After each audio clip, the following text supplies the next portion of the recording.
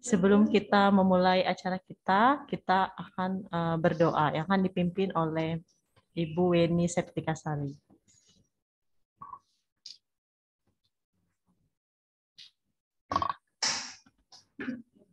Assalamualaikum warahmatullahi wabarakatuh.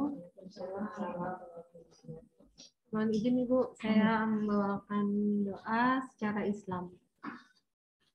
Auzubillahiminasyaitonirrajim. Bismillahirrahmanirrahim. Alhamdulillahirabbil alamin. Allahumma shalli ala sayyidina Muhammad wa ala ali sayyidina Muhammad.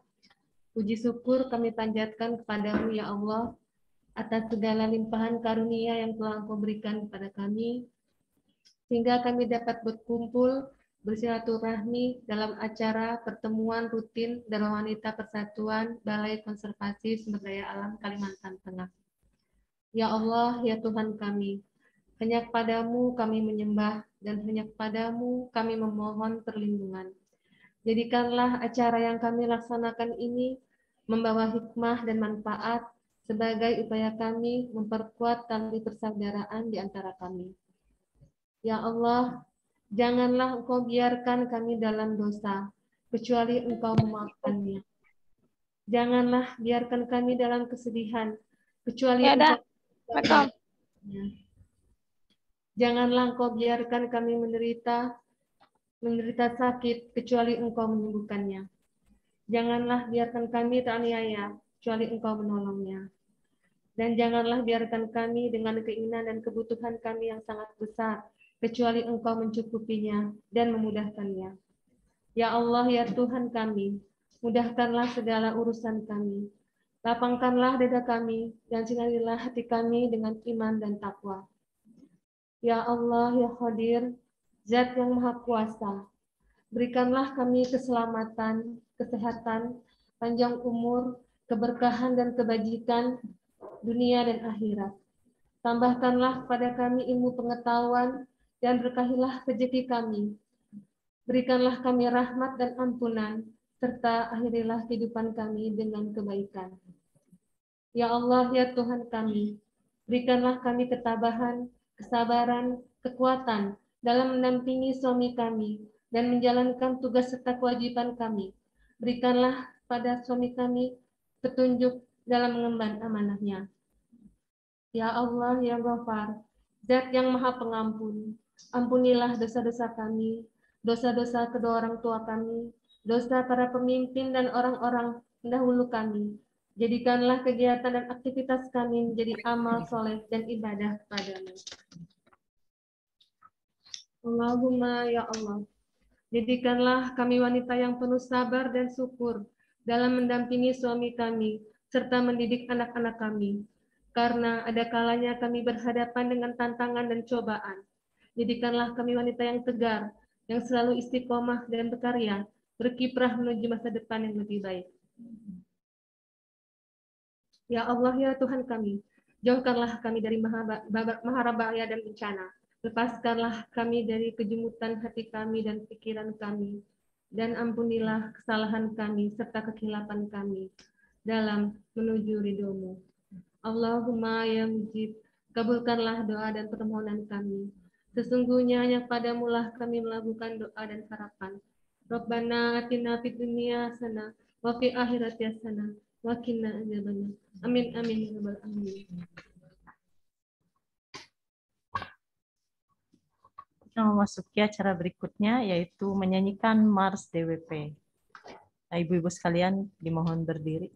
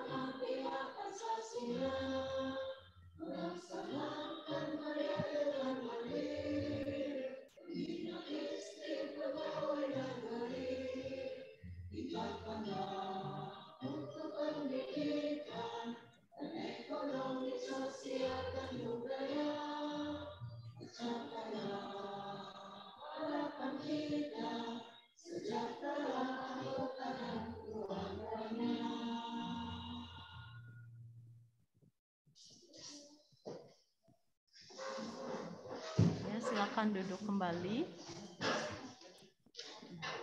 Kita akan mendengarkan sambutan Ketua DWP Balai KSDA Kalimantan Tengah, yaitu Ibu Lufi Nur Patriak. Pada Ibu kami persilahkan. Terima kasih Mbak Ria. Bismillahirrahmanirrahim. Assalamualaikum warahmatullahi wabarakatuh.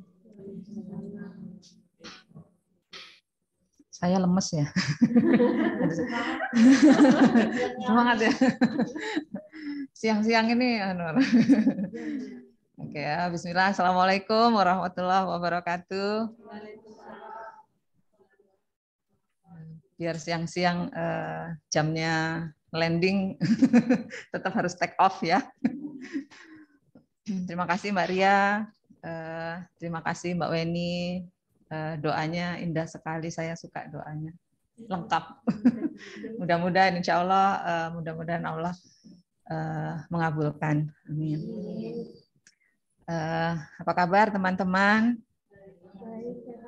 Yang sedang jauh, mudah-mudahan baik juga, sehat juga. Ini pertemuan pertama di tahun 2022. Semoga masih semangat atau malah keinginannya tambah semangat gitu, pengennya gitu. Ya, alhamdulillah, terima kasih untuk yang sudah hadir. Ada Bu Junet, ini ada wajah baru kan gitu. Alhamdulillah gitu. Itu ya, mudah-mudahan nanti tambah banyak yang bisa hadir. Insya Allah di setiap pertemuan kita bisa memberi manfaat dan mengambil manfaat. Mudah-mudahan tidak ada yang sia-sia ya. Jadi sudahlah siang-siang ngantuk-ngantuk gitu kan, udah capek gitu, terus kesini nggak dapat apa-apa gitu. Mudah-mudahan tidak seperti itu. Nah, terima kasih teman-teman. Mudah-mudahan sehat semuanya, baik-baik di rumah, di kantor, di sekolah gitu ya. Nah, ini semoga yang belum bisa hadir, mungkin ada yang kurang sehat, semoga segera dipulihkan kesehatannya, dan yang sedang dalam kesibukan, semoga dimudahkan dan dikuatkan. Hari ini kita punya agenda adalah belajar tentang mengenal gaya belajar anak. Sudah hadir nih bersama kita Bapak narasumber ya, Bapak Hadi. Sepertinya lagi di kendaraan. Bapak, apa kabar? Ya, baik, Bu. Alhamdulillah. Mohon maaf ya, ini mungkin sedang disambi menunggui istri yang sedang sakit ya. Mudah-mudahan segera dipulihkan kesehatannya. Iya, sedang di parkiran aja ini. Enggak Ya, dalam oke. posisi kendaraan. Oke, baik. Saya menyapa teman-teman dulu, Pak Hadi. Oke, silakan. Oke. Kemarin saya pikir topik ini sudah sedikit terlambat gitu ya, karena belajar di rumahnya udah mau 2 tahun gitu. Ternyata sepertinya cocok lagi.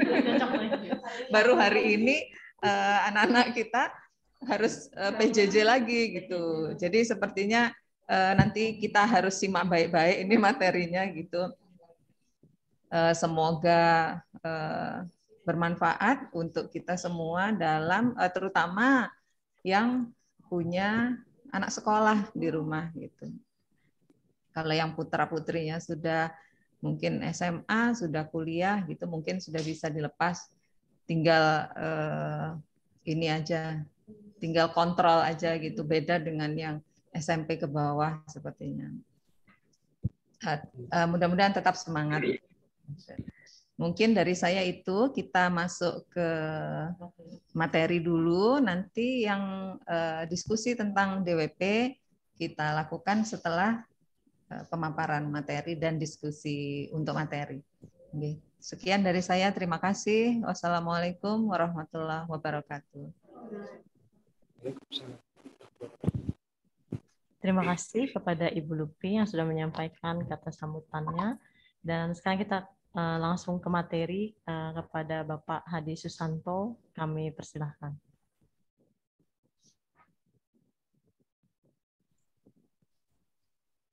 Ya, baik. Terima kasih Ibu-Ibu dan wanita satuan dari BKSDA Kalimantan Tengah ya. Ya. Mungkin slide-nya bisa ditampilkan langsung, Bu.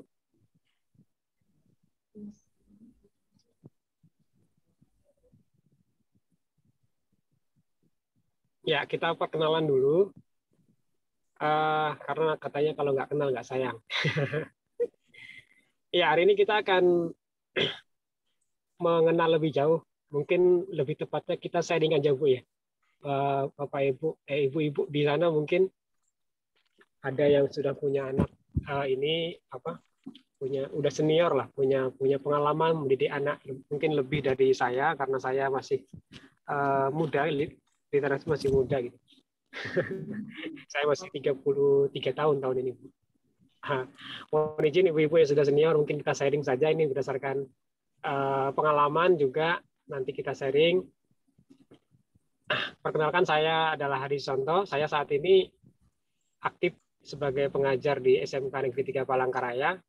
Kebetulan saya juga ada lembaga pendidikan Raja Learning Community yang ada di Palangkaraya ini sudah saya dirikan sejak tahun 2009 sebelum saya mengajar. Nah, kebetulan kemarin Bu yang menghubungin saya tertarik untuk membahas tentang gaya belajar anak ini.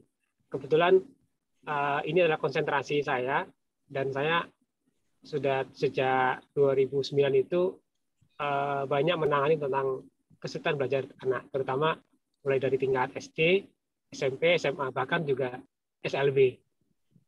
Nah, saya pernah menangani anak-anak SLB tentunya dengan kesulitan yang bermacam-macam, dengan kebutuhan yang bermacam-macam. Dan ini juga saya pikir selain anak SLB sekarang akan lebih sangat berguna teori ini untuk bisa mendampingi anak-anak kita belajar di rumah. Karena mau nggak mau, suka nggak suka, ibu-ibu sekalian akan merangkap perannya sebagai guru. Selain sebagai orang tua, juga di rumah akan menjadi seorang guru. Ya, lanjut aja, Bu. Nah, kita cek dulu fakta. Sepakat atau tidak, setiap anak memiliki keunikannya sendiri-sendiri. Jadi setiap anak itu tidak bisa kita generalisasi. Kalau kita di sekolah, jangankan di sekolah, bahkan di rumah pun, yang istilahnya satu produksi ya, Bu ya, satu ibu, satu bapak, kakak, adik, dan mungkin ada kakaknya lagi, itu punya karakter yang berbeda-beda. Dan kebutuhan belajarnya pun akan berbeda-beda. Kemudian kita harus punya komitmen atau kesepakatan bahwa tidak ada sebenarnya anak yang malas. Yang ada hanya anak yang kurang bersemangat. Nah, bagaimana kita peran orang tua, guru di rumah ini untuk bisa mendapatkan titik menyemangati anak-anak itu. Bagaimana anak-anak itu semangatnya di dalam hal apa. Nah, itu yang harus kita temukan. Karena kalau nggak ketemu titiknya, nanti jadinya orang tuanya nanti maunya apa, anaknya maunya seperti apa, nggak ketemu. Nah, diskusi tentang kesepakatan belajar ini juga penting di rumah supaya ada kesepakatan atau komitmen antara orang tua dan anak untuk bisa melangkah lebih jauh ke depan, terutama dalam hal belajar. Nah, kemudian setiap anak memiliki gaya belajarnya masing-masing. Nah, ini yang akan kita bahas hari ini, akan kita bedah lebih jauh lagi. gaya belajar itu apa, kemudian kenapa harus ada gaya belajar anak-anak itu terdiri dari apa saja. Oke, lanjut. Nah, kita sebelum membahas jauh ke gaya belajar, kita harus paham dulu bagaimana proses belajar itu terjadi. Nah, dalam gaya belajar, dua kategori utama yang bagaimana kita bisa belajar. Yang pertama yaitu cara kita menyerap informasi atau modalitas. Nah, ini seringkali tiap anak itu juga berbeda. Bahkan kita yang dewasa pun akan juga punya cara sendiri dalam menyerap informasi. Itu modalitas kita. Kemudian yang kedua, cara mengatur dan mengolah informasinya. Nah, itu dominasi otak. Kita mengenal bahwa otak manusia itu ada otak kiri, ada otak kanan, ada juga teori baru yang menyebut bahwa ada otak tengah. Nah, tapi lebih umumnya biasanya cara mengatur dan mengolah informasi ini dibagi menjadi otak kiri dan otak kanan. Nah, setelah kita menyerap informasi, modalitas belajar, maka otak kita akan mengolah atau mengatur informasi yang kita dapatkan dari subjek yang kita pelajari. Nah, begitu. Oke, lanjut. Nanti kita banyak diskusi aja, Ibu, ya. Nah, apa itu gaya belajar? Gaya belajar itu adalah gabungan dari bagaimana kita bisa menyerap, mengatur, serta mengolah informasi yang kita dapatkan. Nah, jadi jika kita mengenali gaya belajar sendiri, nanti diharapkan maka kita dapat membantu diri sendiri dan anak-anak kita untuk belajar lebih cepat dan mudah. Nah, ini kadang-kadang setiap anak itu punya gaya belajar yang berbeda-beda. Kalau misalkan gaya belajarnya A, tapi kita perlakukan anak itu dengan gaya belajar yang B, maka akan timbul anak itu susah untuk menyerap informasi, kemudian karena dia susah untuk menyerap informasi, akhirnya timbul dia malas untuk belajar. Nah, malas ini juga banyak faktor ya, selain gaya belajar, mungkin yang paling rentan saat ini adalah kecenderungan untuk anak untuk selalu bermain gadget. Nah, ini juga menjadi hambatan anak-anak ketika belajar online. Nah, tapi itu adalah salah satu faktor penting juga selain dengan gaya belajar ini. Tapi yang pertama adalah kita harus mengetahui gaya belajar anak. Harapannya nanti kalau anaknya nanti kita perlakukan belajar sesuai dengan gaya belajarnya, maka akan timbul semangat dalam diri anak tersebut, maka akan mempermudah dalam belajarnya. Karena kalau belajar itu, Bapak Ibu, semangat kan ada dua ya. Ada internal, ada eksternal. Nah, semangat yang paling utama atau semangat yang paling dikehendaki itulah semangat internal, yaitu semangat dari dalam diri anaknya. Bukan semangat yang disemangatin dari luar, misalkan dari orang tua, atau dari kakak, atau dari kakek, dari luar, atau bahkan dari gurunya. Semangat yang eksternal dari luar itu sifatnya sementara, tapi kalau semangat internal dari dalam diri itu sifatnya akan lebih jauh permanen. Nah, bagaimana sekarang kita menstimulus atau meningkatkan semangat internal itu dengan cara mencocokkan gaya belajar anak tersebut. Oke, lanjut. Nah, kemudian kita akan mengetahui apa saja ada gaya belajar itu. Nah, umumnya Bapak Ibu secara teori belajar itu ada 3 gaya belajar. Walaupun belakangan ini 3 atau 4 tahun belakang ini ada yang memodifikasi, ada 4 atau 5, bahkan ada yang menyebutkan 6 gaya belajar. Tapi kalau saya perhatikan, banyak yang memecah-mecah itu ujung-ujungnya ke 3 ini. Nah, ini jadi model umumnya ada 3. Yang pertama ada visual, ada auditory, ada kinestetik.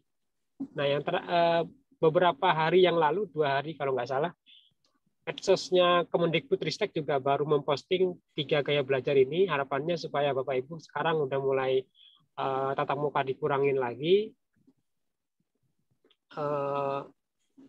Harapannya Bapak Ibu, ibu-ibu di rumah, orang tua bisa menyesuaikan gaya belajar ini supaya nanti proses belajar di rumah ini bisa menjadi lebih optimal seperti itu. Oke, lanjut. Nah, apa sih visual, apa sih auditory, apa sih kinestetik? Nah, ini kita mulai dari yang pertama. Anak yang teridentifikasi sebagai anak auditory itu biasanya cepat memahami dan mempelajari sesuatu hanya dengan mendengarkan. Jadi kalau kita ambil simpelnya, auditory itu adalah anak yang suka mendengar. Artinya gaya belajarnya itu gaya belajar yang lebih suka mendengarkan dibandingkan untuk yang lain seperti melihat atau praktek langsung gitu. Nah, gaya belajar anak ini cocok untuk anak mereka yang suka menghafal. Biasanya anak-anak auditori itu lebih cenderung suka menghafal dan memang dia lebih cepat hafal dibandingkan anak-anak yang punya gaya belajar yang lain selain auditori. Nah, anak dengan gaya belajar anak ini sangat mudah menyerap atau merekam apa saja yang mereka dengarkan karena cenderung mereka suka mendengar. Artinya termasuk cerita ya, dan ia sangat mampu menjelaskannya kembali dengan bahasanya sendiri. Biasanya anak-anak auditori ini pekerjaan yang cocok itu lebih ke seperti presenter, seperti MC yang seperti itu, dan banyak juga. Nah, perlu diketahui ya Pak, bahwa Bapak Ibu 3 gaya belajar ini ada anak yang menonjol salah satu, ada anak yang menonjol salah 2, ada juga anak yang superior memiliki 3-tiganya. Nah, ini kalau ibu-ibu di rumah punya anak yang memiliki ketiga gaya belajar ini, tidak usah pusing-pusing untuk memikirkan, tidak usah capek-capek untuk mengidentifikasi lagi. Tapi kalau misalkan ada anak, Bapak Ibu punya anak yang memiliki salah satu saja yang menonjol, nah itu yang agak repot. Karena kalau anak auditori, kalau misalkan kita ajari dengan gaya visual, mereka akan jenuh belajarnya atau menunjukkan ketidaktertarikan. Begitu juga kalau misalkan anak kita ternyata anak yang visual, kita ajarin dengan cara belajar yang dibacakan atau diceritakan atau dengan cara mendengar, maka mereka juga jenuh. Mereka maunya kalau visual itu yang dengan ada gambar-gambar, melihat ada warna-warni dan sebagainya. Coba lanjut lagi. Yang kedua, selain auditory yaitu visual. Nah, ini yang saya maksud tadi, anak yang visual ini cenderung untuk gaya belajarnya menyerap informasi atau memahami sesuatu dengan melihat. Jadi harus ada visual, harus ada yang dilihat. Bisa itu berupa gambar, bisa berupa video, bisa berupa grafik, diagram, dan sebagainya. Artinya tidak cukup untuk mendengar. Kalau cuma dengar, nggak ada yang dilihat, itu masuk ke otaknya hanya 50%. Jadi nggak 100% gitu. Harus ada yang dilihat. Beda dengan auditory tadi. Cukup diceritakan, cukup dia mendengarkan, misalkan seperti apa, dia hanya mendengar saja dari radio dan sebagainya, dia sudah bisa menggambarkan itu di otaknya. Nah, begitu anak yang visual, dia punya kecenderungan otaknya tidak bisa memvisualisasikan apa yang dia dengarkan, sehingga dia butuh alat bantu, butuh sesuatu yang bisa dia cerna lebih dalam, yaitu berupa gambar-gambar visual, bisa berupa gambar statis atau gambar dinamis seperti video. Nah, mereka bisa memaksimalkan kemampuannya hanya dengan memperhatikan gambar-gambar atau apapun yang dilihatnya. Nah, anak yang memiliki gaya belajar visual ini akan semangat jika diberi kesempatan presentasi menggunakan gambar-gambar. Nah, ini salah satu gaya belajar yang ada pada diri anak. Nanti kita bisa ingat-ingat nih, anak-anak kita di rumah, kira-kira dia auditory atau visual ya. Nah, kalau misalkan dia diceritakan atau dibacakan, dia sudah bisa nangkap, berarti dia auditory. Tapi kalau misalkan dibacakan dia nggak ngerti, harus ada yang dilihat. Atau kita belum pernah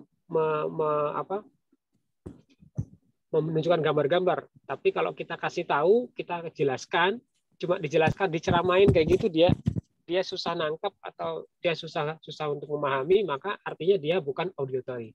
Kita harus coba lagi dengan gaya belajar yang lain, misalkan dengan visual seperti ini, yaitu dengan alat bantu, alat peraga gambar atau video. Oke, lanjut. Yang ketiga yaitu adalah gaya belajar kinestetik. Nah, ini gaya belajar kinestetik ini adalah gaya belajar yang mengharuskan anak itu harus melakukan sesuatu, harus melibatkan fisik dan gerakan tubuh. Nah, seperti yang contoh di gambar ini, anaknya harus mencoba. Jadi nggak cukup diceritakan, nggak cukup dia melihat, tapi harus dia coba langsung, harus dipraktekin langsung. Nah, ini adalah gaya belajar yang cukup butuh kebutuhan yang unik, karena kalau di sekolah itu ya, kalau di sekolah ada anak yang kinestetik itu cukup merepotkan gurunya sebenarnya. Cuman makanya kalau di sekolah, kalau cuma dijelasin, mungkin yang bisa memahami dari 30 anak hanya 3 anak. Artinya berarti 3 anak ini yang auditory. Kemudian setelah dikasih gambar-gambar, ada sekitar dari 30 anak, ada 20 anak yang bisa memahami penjelasan. Artinya berarti sisanya itu adalah yang visual. Yang terakhir masih ada yang nggak ngerti-ngerti, berarti harus yang dipraktekin, harus mereka coba langsung sendiri. Dan kalau melihat gurunya yang praktekin masih nggak paham, anak itu harus mengerjakan sendiri. Artinya harus ada rangsangan sentuhan di tangan, maka ini anaknya yang termasuk yang kinestetik. Nah, seperti itu. Anak kinestetik ini cenderung nggak bisa diem. Jadi ia senang belajar dengan melibatkan fisiknya, menggunakan tubuhnya. Jadi ada yang menyebutkan bahwa anak auditori itu mendekati anak yang autis atau anak yang hiperaktif, tapi tidak sampai segitu. Beda, anak hiperaktif itu yang terlalu aktif sangat-sangat gitu. Kalau kinestetik ini nggak terlalu juga, cuman dia sudah mendekati ke anak yang hiperaktif. Dia suka ini. Kalau misalkan kecenderungannya di sekolah, anak tersebut ketika gurunya metode belajarnya hanya ceramah, dia bosan untuk bisa mendengarkan gurunya. Apalagi kebetulan ada yang misalkan guru yang pakai gambar-gambar juga dia kurang tertarik. Tapi ketika ada gurunya memberikan alat peraga yang bisa dicoba langsung oleh anak-anak, dia sangat tertarik dan dia sangat menunjukkan semangat belajarnya, bahkan anak itu termasuk kinestetik. Seperti itu. Ini juga Bapak Ibu bisa coba di rumah. Ketiga gaya belajar ini mana yang paling cocok untuk diterapkan pada putra putri kita di rumah. Kemudian lanjut. Nah, pentingkah sebenarnya mengenai gaya belajar anak ini? Nah, ini Bapak Ibu sebenarnya ada pro kontra juga di kalangan masyarakat, karena sebenarnya sejak tahun 2004 itu sudah banyak yang menggunakan, terutama di kalangan orang tua dan guru, bahwa gaya belajar ini sebenarnya banyak membantu para orang tua dan guru-guru di sekolah untuk bisa lebih membuat semangat anak-anak. Tapi di kalangan psikolog ini ternyata banyak penelitian bahwa gaya belajar ini tidak terlalu membantu hasil belajar. Nah, ini perlu dibedakan. Ketika kita menerapkan gaya belajar ini, sebenarnya 96% itu terbukti berdasarkan penelitian ya. Berdasarkan penelitian 95% terbukti untuk meningkatkan semangat anak-anak untuk belajar, karena ketika mereka belajar dirangsang dengan gaya belajar sesuai dengan modalitasnya, maka dia akan menimbulkan semangat dari dalam diri atau internal, ya, semangat intrinsik. Tapi kalau bicara hasil belajar, ini dua hal yang berbeda. Nah, karena kalau kita lihat hasil penelitian dari banyak psikolog, itu yang dikaitkan dengan hasil belajarnya. Seberapa penting gaya belajar anak itu berpengaruh pada hasil belajar. Kalau hasil belajar ini memang sampai saat ini masih hasil penelitiannya nggak sampai 50% antara kesesuaian antara gaya belajar dengan hasil belajar. Tapi kalau gaya belajar dengan semangat belajar, itu hampir 90% itu berkaitan. Gaya belajar anak relate dengan menumbuhkan semangat belajar anak. Nah, harapannya nanti kalau anak sudah belajar, tinggal nanti dibuatkan lagi. Kadang kalau belajarnya juga nggak sesuai dengan bakatnya, nah ini kembali lagi ke bakat. Kalau belajarnya A, udah semangat-semangat belajarnya, tapi ternyata dia bakatnya di B, maka hasil belajarnya juga tidak maksimal.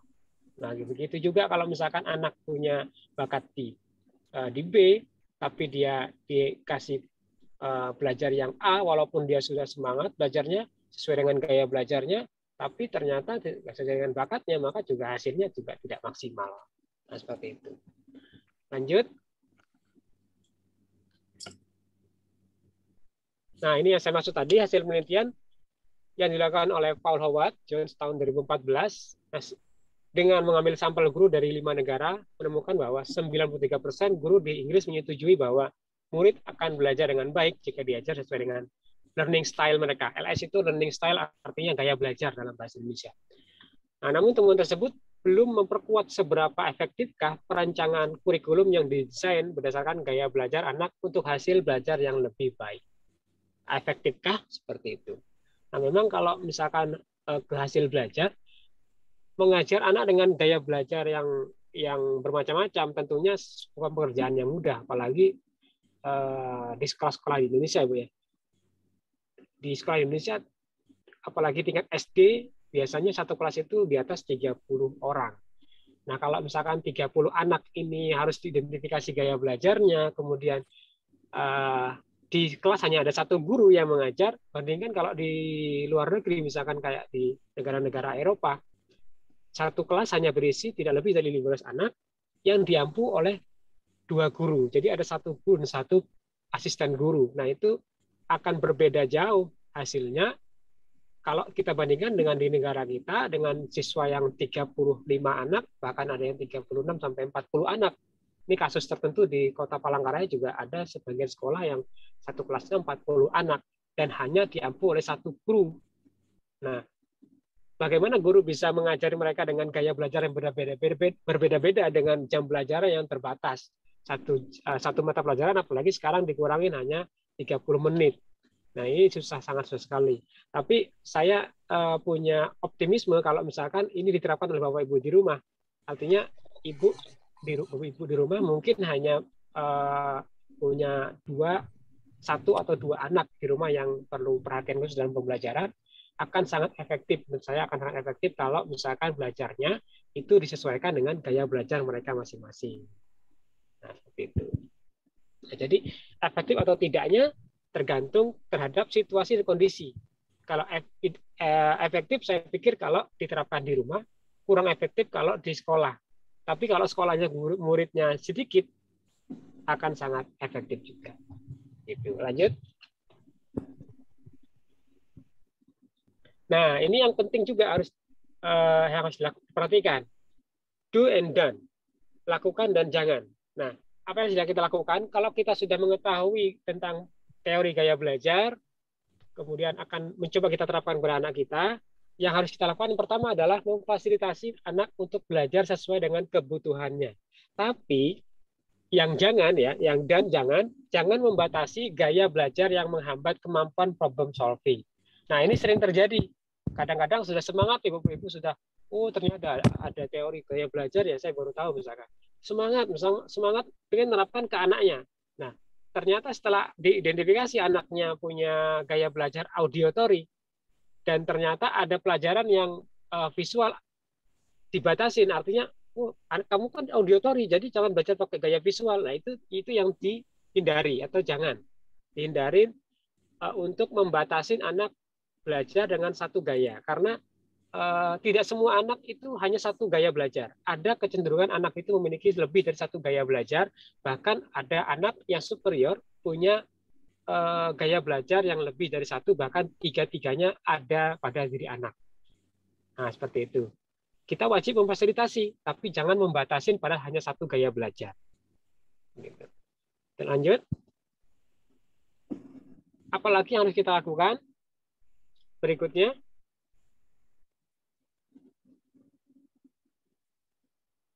Nah, menyadari bahwa anak perlu mengembangkan kreativitasnya dengan berbagai macam cara. Itu harus kita sadarin, tapi jangan juga memunculkan stereotip akan kecenderungan pada gaya belajar tertentu. Nah, jangan apatis terhadap gaya belajar yang lain. Misalkan pengennya anaknya auditory, tapi anaknya ternyata kinestetik. Terus dipacu terus anaknya supaya punya gaya belajar auditory. Distimulus terus supaya anaknya auditory, ini nggak bisa, karena gaya belajar itu perlu memang ada teori bahwa otak itu selalu berkembang. Kalau kita misalkan dari lahir punya gaya belajar yang kinestetik, tidak menutup kemungkinan ketika nanti sudah SMA atau kuliah itu gaya belajarnya akan berubah. Itu cenderung tergantung pada kondisi lingkungan belajar kita sehari-hari di rumah ataupun di sekolah. Lingkungan rumah, gaya belajar di rumah dan di sekolah itu bisa membentuk gaya belajar baru terhadap diri anak. Nah, yang paling penting adalah perlakuan orang tua dan perlakuan guru sehingga menimbulkan atau membentuk gaya belajar yang positif untuk anak.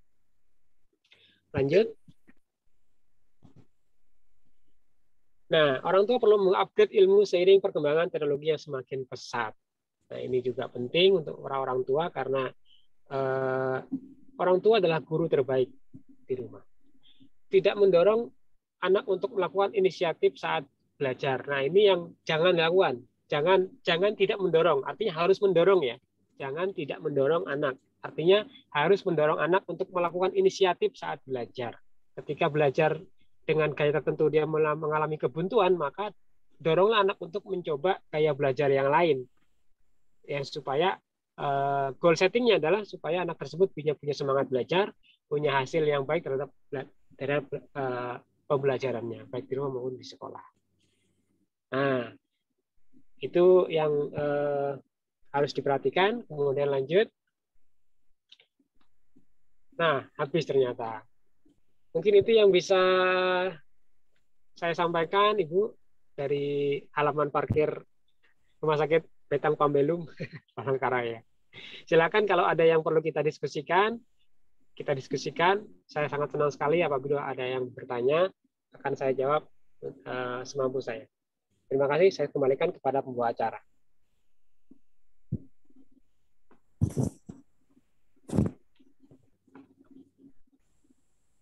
Ibu-ibu semua yang ingin bertanya bisa raise hand, pakai fitur raise hand. Atau di kolom chat juga bisa. Dipersilahkan.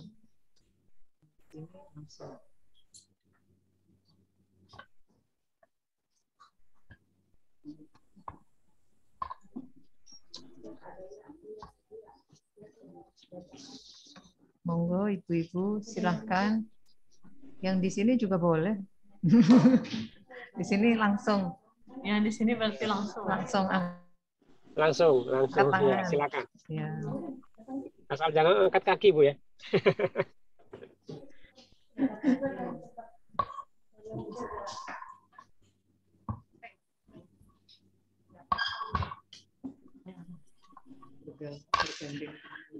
Assalamualaikum warahmatullahi wabarakatuh. Perkenalkan, nama saya Karin. Kebetulan saya di BKSDA Kalimantan Tengah Palangkaraya sendiri. Yang ingin saya tanyakan, bagaimana cara kita mengetahui umur berapa gaya anak itu bisa kelihatan, Pak? Maksudnya gaya belajarnya itu loh. Kelihatan di umur berapa? Siap. Iya. Baik. Oke, terima kasih. Iya.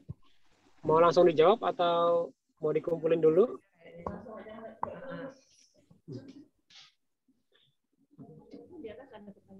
Langsung dijawab aja pertanyaan.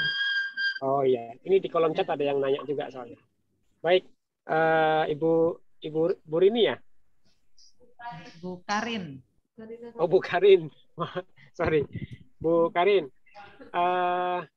Ada satu metode. Sebenarnya kalau gaya belajar itu sudah tercermin di setiap otak anak-anak ketika mereka di dalam kandungan usia 7 bulan. Nah, itu yang bawaan dari lahir. Nah, jadi gaya belajar itu sama dengan IQ, sama dengan bakat anak itu sudah terbentuk, terpola dalam otak setiap anak kita. Nah, kalau misalkan ibu-ibu mungkin nanti main-main ke lembaga saya, di tempat saya ada untuk mendeteksi bakat gaya belajar itu dengan sidik jari. Jadi sidik jarinya cukup di print atau di scan. Nanti akan kelihatan gaya belajarnya, bakatnya, IQ-nya itu sudah semua. Ini yang bawaan lahir. Kembali lagi ke penjelasan awal tadi bahwa setiap anak itu memiliki gaya belajar yang bisa berkembang ke depan. Nah, yang kalau kita scan di sidik jari itu adalah bawaan dari lahirnya. Karena ada keterkaitan pola sidik jari dengan pola saraf otak anak, saraf otaknya. Dan itu tidak akan berubah, kalau sidik jarinya nggak akan berubah. Tapi perkembangan saraf akan terus bertumbuh. Begitu. Nah, kalau misalkan tidak pakai scan sidik jari, kita bisa mendeteksi dari anaknya ketika mulai sekolah. Kalau sudah mulai sekolah, misalkan mulai dari TK saja, usia 4 atau 5 tahun, kita sudah bisa merangsang anak untuk dicoba ketiga gaya belajar tadi. coba nanti ketika anaknya mendengarkan kita bacakan cerita, apakah anaknya itu suka atau tidak, minta dibacakan atau suka baca sendiri. Kalau dia lebih suka baca sendiri, nggak suka dengerin, berarti dia kinestetik. Tapi kalau lebih suka dibacakan, berarti dia auditory. Begitu. Nah, lihat lagi bukunya. Kalau bukunya itu dia buku ceritanya itu tulisan semua, ada kan buku anak yang tulisan semua, minim gambar, tapi anaknya enjoy saja membaca, enjoy saja dengan bukunya, berarti dia auditory. Tapi kalau misalkan dia nggak suka, lebih suka baca komik atau buku-buku cerita yang banyak-banyak gambar, lebih banyak gambarnya, berarti dia itu visual. Nah, itu bisa Ibu deteksi sebenarnya ketika anak sudah mulai bisa membaca di usia TK, usia 4 atau 5 tahun.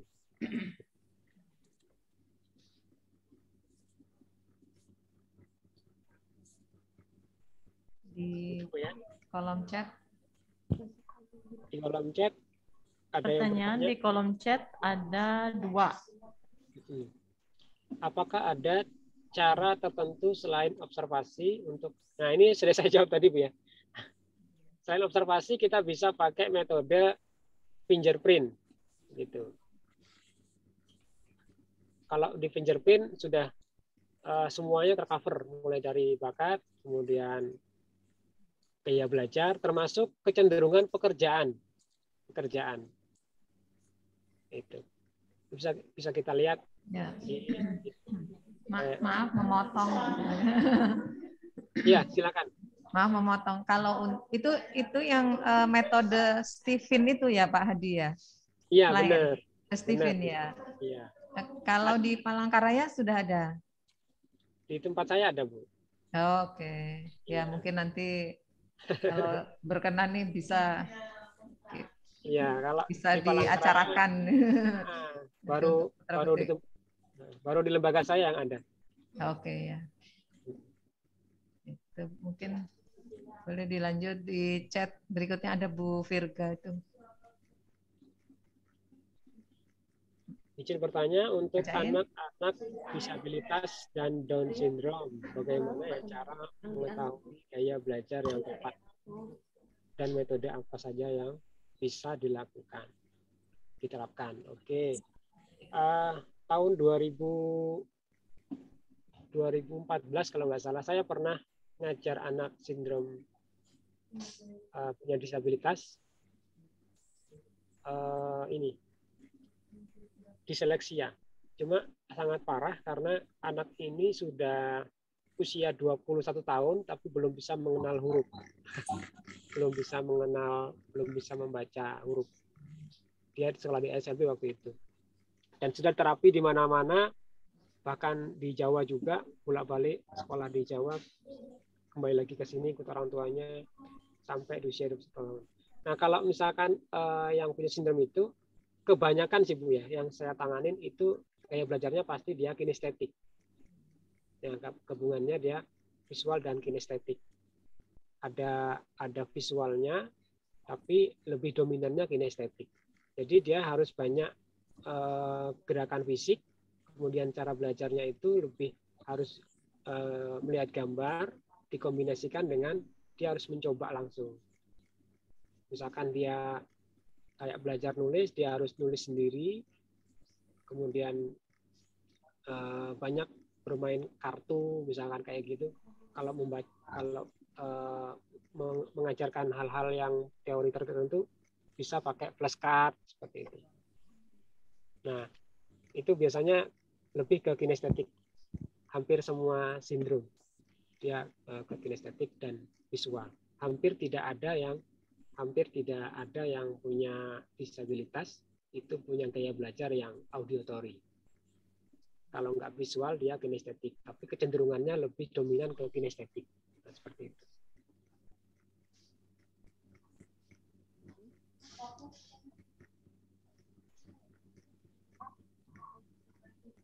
Begitu ya Bu Vika. Virga.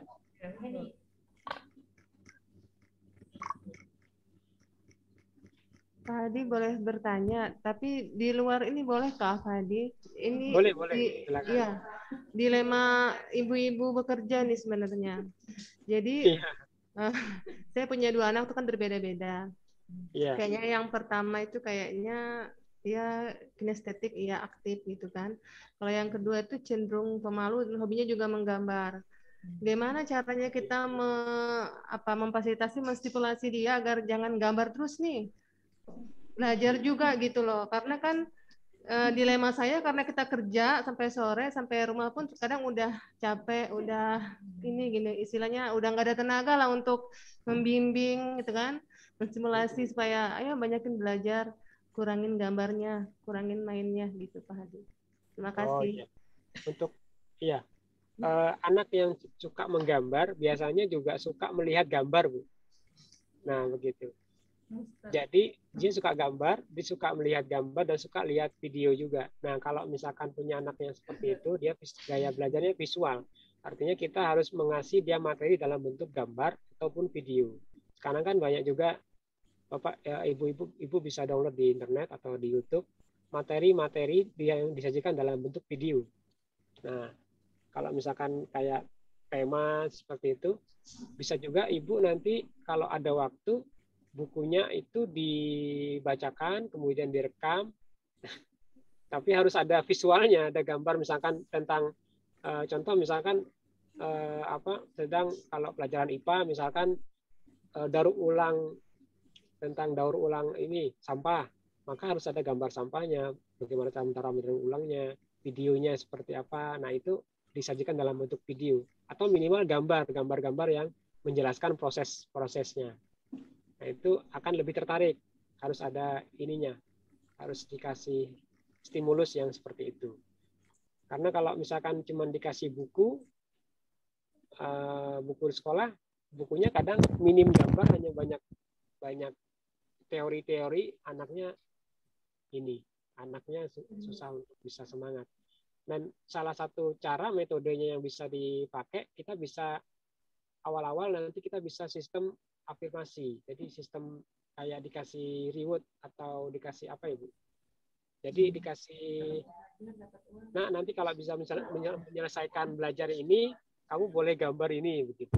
Nanti gambarnya misalkan ketika ibu pulang kerja akan ibu kasih apresiasi, oh gambarnya bagus. Nanti gambar lagi ya besok, tapi boleh gambar setelah kamu selesaikan belajar yang ini. Nah saya biasanya seperti itu. Dan anak saya nomor 3 juga gitu, Bu. Suka gambar yang TK. Dan itu relatif berhasil ketika mereka hasil gambarnya itu kita kasih apresiasi. Dan apresiasinya itu kita barengi dengan komitmen. Biasanya kita kasih komitmen boleh gambar yang ini, tapi harus selesaikan yang ini dulu. Gitu. Nanti jangan lupa nanti kita selesai dia gambar, kita apresiasi. Karena apresiasi itu sangat berharga buat dia dan akan diingat seumur hidup. Kalau dia pernah gambar, sejelek apapun gambar anak kita misalkan, tetap kita apresiasi, itu akan dia sangat masuk ke dalam ingatan dia. Apalagi kalau gambarnya beneran bagus, wah bisa kita sangat apresiasi. Gitu ya Bu ya. Boleh izin nyambung. Tadi kalau Pak Hadi menjelaskan ada apresiasi untuk anak yang mau gitu ya, yang mau belajar, yang mau mengerjakan tugasnya. Nah, gimana ini cara menyeimbangkan antara apresiasi dan hukuman gitu ya. Jadi takutnya gini, kalau diapresiasi terus nanti anak itu nggak mau belajar atau mengerjakan tugasnya kalau tidak ada iming-iming hadiah misalnya gitu. Iya. Nah, Oke. Sebaliknya gitu, kalau misalnya hanya dengan hukuman saja gitu, itu saya yakin juga tidak bagus. Nah, ini bagaimana ini tips untuk menyeimbangkan antara tawaran apresiasi dan hukuman? Bukan hukuman yang berat gitu ya, ini hanya sanksi lah ya gitu. Misalnya dia tidak melakukan tugasnya gitu. Kayak ini anak ketiga saya juga ini yang masih rada Terima kasih Pak Adi. Iya, nggih. Sekarang kalau kayak pola asuh anak yang modern Bu ya, sudah dihindarin untuk memberi hukuman. Sebenarnya bahasanya sih dirubah Bu ya. Bahasanya bukan hukuman lagi tapi apersepsi. Jadi kita itu harus punya kesepakatan dengan anak yang bukan dari kita gitu, bukan dari kita, yang bukan peraturan. Bedanya kalau peraturan itu kan dari kita. Hindari kita memberi kalimat tidak boleh, jangan, itu sekarang sudah dihindari. Karakter anak dulu dengan sekarang itu beda. Jadi anak-anak dulu dihukum mungkin takut kalau di Quran. Anak-anak sekarang dihukum kadang-kadang ngelunjak, malah nggak menyelesaikan masalah begitu. Bukan hukuman sekarang tidak lagi menyelesaikan masalah, bahkan di sekolah pun seperti itu sekarang. Hukuman sudah tidak lagi bisa menyelesaikan masalah, tapi bisa memperbesar masalah. Bukan masalah anaknya nggak selesai, timbul masalah baru gitu. Masalah baru contohnya bisa terjadi perlawanan dan sebagainya. Nah ini masalah baru karena anak ngelawan orang tua itu masalah baru. Dari masalah awalnya dia nggak mengerjakan tugas, dikasih hukuman, terjadi perlawanan, timbul masalah baru karena anak menjadi berani dengan orang tua. Nah ini supaya nggak terjadi seperti itu, anak-anak sekarang itu lebih cenderung untuk suka komunikasi dan dia diajarin sambil komitmen. Itu yang penting karena anak-anak sekarang susah untuk membuat komitmen dan akan timbul konsekuensi gitu. Misalkan kalau nanti kamu nggak melakukan apa yang kamu sudah sepakati, kita sepakati bersama, kan kesepakatan ini nanti kita bangun bukan dari kita, walaupun nanti kita arahkan anak ini nanti berkelakuan seperti yang kita inginkan, tapi kita buat kondisinya itu bukan dari kita. Kita terus stimulus supaya sampai anaknya itu punya komitmen sendiri bahwa kita trigger aja, misalkan kamu nggak pengen seperti ini kah? Kamu kalau seperti ini bagaimana?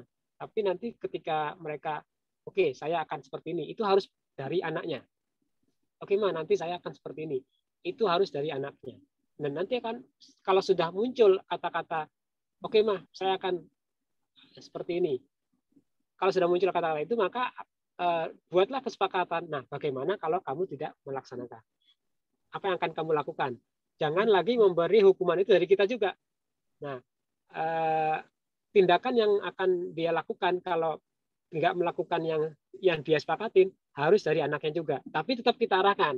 Nah, ini seperti hukuman, tapi yang dia sukain gitu. Hukuman yang tidak melukain hatinya, hukuman yang tidak melukain fisiknya, hukuman yang tidak membuat dia seperti dihukum. Tapi sebenarnya itu adalah hukuman yang secara halus.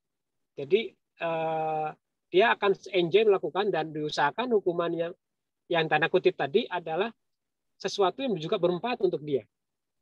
Nah, misalkan, kalau saya di rumah seperti ini, kalau misalkan saya nggak belajar nih, nggak selesai, akan saya cuci piring semua yang di dapur. Nah, ini kan ini bagus karena ini juga bermanfaat membantu ibu. Gitu. Kalau misalkan nanti nggak belajar, saya akan cuci semua piring di dapur. Ini menjadi seperti challenge gitu. Anak-anak itu suka challenge. Dia akan berusaha untuk tidak cuci piring, maka dia akan selesaikan tuh PR-nya atau selesaikan tuh tugas sekolahnya.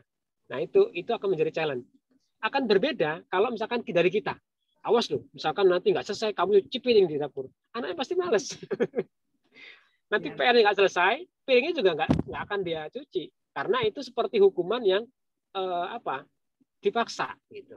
Teorinya akan jauh beda. Kalau misalkan nanti kita buat itu dari dia, itu situasinya beda, walaupun hasilnya sama. Gitu. Hasilnya akan sama, tapi hasilnya sama. Dia akan misalkan nggak selesai PR, dia cuci piring, tapi itu akan terlaksana dengan senang hati, dengan enjoy, karena itu bagian dari kesepakatan yang dia sukain. Nggak harus itu, misalkan silakan aja cari yang lain, tapi hindari kalau misalkan konsekuensinya itu terlalu enak, terlalu nggak ada fungsinya. Nah itu nanti kita arahkan, keenaan kamu dong, kayak gitu. Anaknya pinter ngeles ya. Sekarang Udah sepakat ya masih ngeles gitu. iya. Nah, itu prosesnya nggak sebentar, Bu, mengubah. Itu perlu jenjang-jenjang dan perlu keseriusan dari kita dan perlu continue gitu. Nggak langsung seperti balik telapak tangan langsung berubah, nggak juga. Itu perlu proses. Tapi orang itu akan kalau sudah terbiasa akan sangat sangat mudah ketika nanti sudah terbiasa anak-anak. Anak saya ini tadi ini meluruskan Ibu ya, tadi karena saya di rumah sakit ini kebetulan istri saya melahirkan, jadi bukan sakit. Oh. Ya. Alhamdulillah, selamat. Lagi operasi sesar anak saya yang ke-6 gitu. Wow. Ya, saya produktif, Bu. Nggak apa-apa, anaknya banyak kalau bapaknya pinter. Pinter ngomong anak gitu. Kemudian sore ini baru boleh pulang. Kemarin malah malam Senin melahirkan. Hari ini udah boleh pulang. Nanti setelah ini baru bisa. Karena jadwalnya jam 1, jadi belum di rumah, baru masih di parkiran ini.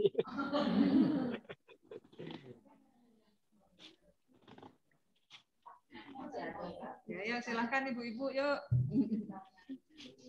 Monggo. Ya, monggo boleh.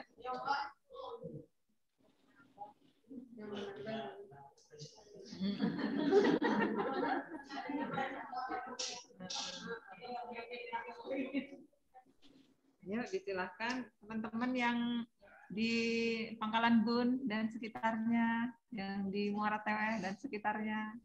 Ayo, disilahkan. Bu Dendi, mana Bu Dendi?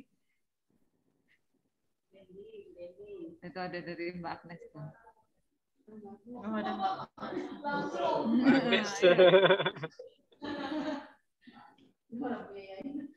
Oh ya. Ya, yuk. Yuk, nanti kita acarakan yuk. Iya. Steven, ya. Steven. Iya. Nanti kalau saya di Palangkaraya ini ada 2 tempat, bisa di Panarung di Jalan Pinus, kemudian ada juga di Jalan Badak 3. Nah, itu tempatnya. Tapi kalau misalkan kolektif kayaknya biasanya kalau di sekolah-sekolah kita bisa datang ke tempat gitu. Jadi kalau misalkan banyak nanti bisa kita yang datang ke kemana yang disepakati, nanti misalkan atau di kantor atau di manapun bisa dikondisikan gitu. Jadi tidak harus ke tempat saya. Tapi kalau misalkan 1-2 orang ya silakan datang sendiri ke tempat saya. Iya. Gitu. Itu ada Bu Dendi. Bu Dendi.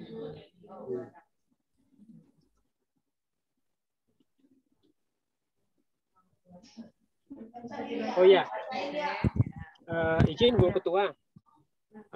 Kalau produk saya ini sebenarnya bukan Steven, karena kalau Steven itu produknya lembaga lain. Saya meng-create sendiri FTA ini kerjasama dengan di Jogja. Jadi produknya namanya bukan Steven tapi FTA. FTA itu Fingerprint Talent Analysis. Nah, bedanya dengan Steven hampir sama. Bedanya di Steven hanya satu penambahan, kalau di tempat saya ada pengukuran sekaligus dengan IQ dan EQ. Nah, kalau di Steven itu belum ada IQ-nya, belum ada untuk mengukur IQ. Dapat tuh pertanyaannya dari Desi, monggo dibacain tadi ya. Iya, pertanyaan dari Ibu Desi, Pak. Izin bertanya, Pak, semangat belajar kalau ada teman belajarnya, termasuk mengerjakan tugas kalau sendiri cenderung tidak bersemangat. Anaknya bilang kalau bareng-bareng dikasih bintang sama gurunya, kalau yang berhasil duluan ngerjakan. Bagaimana tipsnya agar anak tetap semangat belajar sendiri? Apalagi kalau PJJ seperti sekarang ini. Nah, iya itu. Artinya anaknya bukan auditori, karena kalau yang suka rame-rame itu biasanya ini anaknya anak yang visual atau kinestetik gaya belajarnya. Dan untuk mengubah gaya belajar itu tidak mudah memang. Harus dirangsang dari jauh-jauh hari. Anak yang suka belajar rame-rame, kalau belajar sendiri dia akan bosen. Karena dia sukanya memang rame. Beda kalau anak audiotori. Justru anak audiotori itu anaknya suka sendiri. Anaknya sukanya sepi. Kalau rame dia nggak bisa konsen. Kalau misalkan rame, ribut, kayak gitu, dia nggak bisa konsen. Dia konsennya kalau dia sendirian. Dia suka menyendiri. Kalau auditory. Tapi kalau anak yang kinestetik, visual, dia sukanya rame-rame. Nah, untuk mengubah gaya belajar ini nggak gampang. Karena ini sudah tergaris di dalam sistem saraf anaknya. Dan itu bisa butuh waktu yang lama. Dan bagaimana kalau misalkan anak tipsnya, anak yang sudah gaya belajarnya rame-rame ketika PJJ seperti ini, nah bisa nanti kalau saya nyaranin anak-anak didik saya di sekolah untuk bisa belajar kelompok. Jadi kumpul di salah satu rumah temennya, belajar bareng untuk bisa sama-sama. Nanti gantian aja, misalkan hari ini di rumahnya siapa, nanti besoknya di rumahnya siapa. Tentunya harus punya teman yang sama-sama bergaya belajarnya kinestetik juga. Kumpul sama teman yang anaknya auditory. Karena kejadian kalau misalkan kumpul sama anak yang auditory ini nggak akan mau belajar dengan kayak rame-rame. Ketika rame-rame dia cuman ngajak ngobrol, malah main. Nanti belajarnya pas di rumah sendiri dia. Nah, anak yang pinter di sekolah itu banyak kan auditory. Anak-anak yang pinter. Kalau anak gabung sama anak yang pinter, justru kejadian seperti ini. Ketika nanti anaknya pengen belajar sama yang pinter, belajar di rumahnya anak yang pinter. Anak yang pinter ini ketika anak teman-temannya datang di rumah, dia nggak belajar. Kadang malah bisa pencokan, makan, pencokan gitu ya, ngobrol sana sini. Karena dia nanti saya belajarnya sendiri aja di rumah. Kalau rame-rame saya nggak bisa belajar. Itu anak yang auditory. Nah, kasihannya anak yang tadi udah jauh-jauh dari rumahnya pengen belajar karena dia nggak bisa belajar sendiri, sampai di rumah temennya diajak pencokan. Nah, ini hati-hati milih teman. Temennya harus satu frekuensi. Temennya harus sama-sama kinestetik, gaya belajarnya harus sama-sama yang satu gaya belajar gitu. Kalau misalkan terkendala lagi ya bisa salah satu optionnya bisa ini panggil guru les. Nanti belajar di salah satu rumah temennya bareng-bareng, panggil guru lesnya ke rumah untuk bisa mendampingin. Karena belajarnya kalau misalkan kinestetik itu biasanya sih anaknya sama-sama nggak ngerti juga gitu. Anak-anak sama-sama kinestetik kumpul sama-sama nggak ngerti. Jadi kendalanya seperti itu. Kalau kumpul sama anak yang pinter, belajarnya malah nggak ini juga, kumpul sama-sama yang sama-sama kinestetik, nggak ada yang ngajarin. Itu kendalanya seperti itu.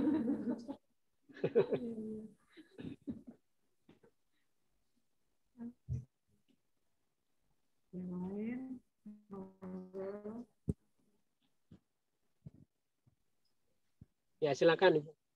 Teman-teman, silakan. Mumpung sama Andinya ini.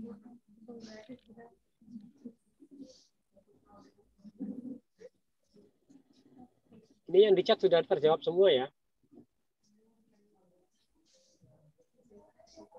Ya, yang di chat sudah terjawab.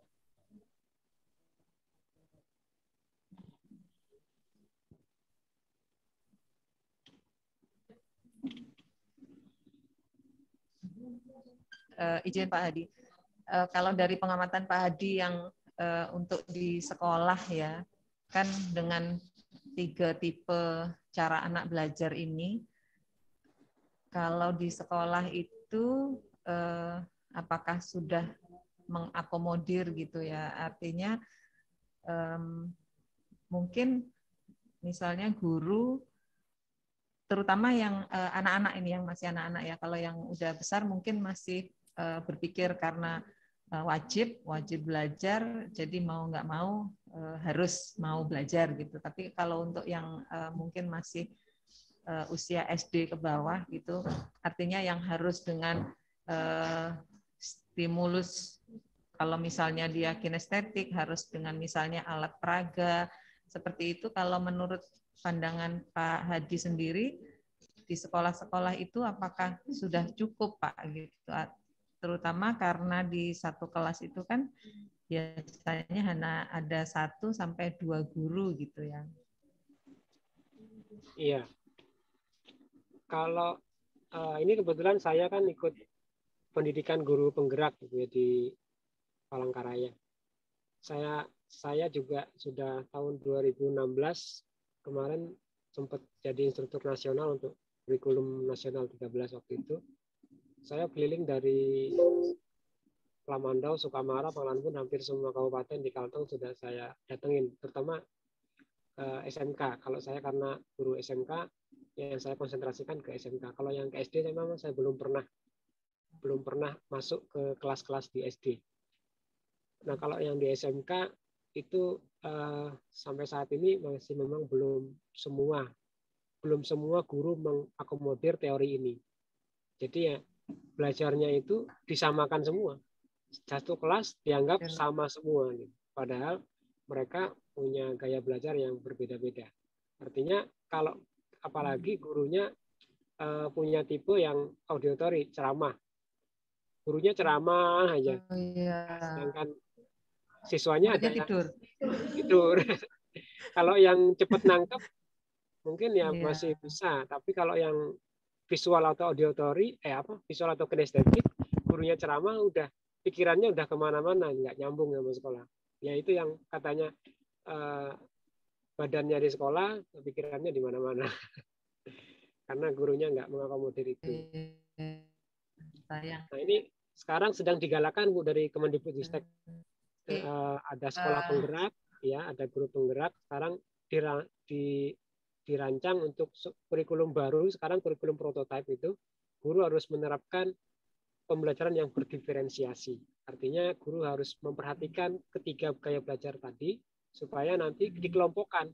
Setiap anak dalam kelas itu dikelompokkan. Yang kinestetik kelompokkan jadi satu kelompok, auditory kelompok satu kelompok, kemudian yang visual kelompokin. Nanti anak gurunya lebih memberi pembelajaran itu per meja kelompok gitu. Jadi yang auditory misalkan pakai metode yang auditory, visual dikasih gambar-gambar, kinestetik dikasih alat. Jadi walaupun gurunya satu, tapi cara ngajarnya itu terdiferensiasi, nggak disamakan. Harapannya nanti bisa terlaksana tahun 2022, guru-guru bisa menerapkan cara belajar seperti itu di sekolah-sekolah, dari SD sampai SMA. Semoga bisa Pak, semangat Pak. Iya. Iya, karena itu kembali lagi ke anak-anak kita gitu ya. Mungkin kalau tadi Mbak Weni bilang ya, mungkin di rumah kita sudah habis baterainya gitu kan, sudah beda nih. Artinya mengajari anak mungkin akhirnya hanya ya udah asal PR-nya terkerjakan ya udah gitu misalnya, nggak dapat lebih gitu. Iya. Oke, mungkin dari teman-teman yang lain, disilahkan.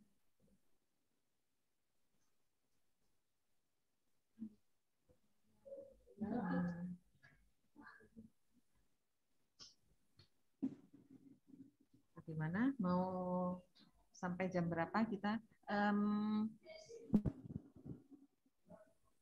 Ini jam 14.35.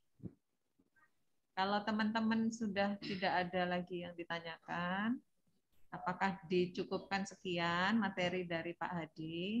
Nanti bersambung kita bikin ditawarkan nanti untuk bisa tes sidik jari untuk yang berkenan. Bagaimana?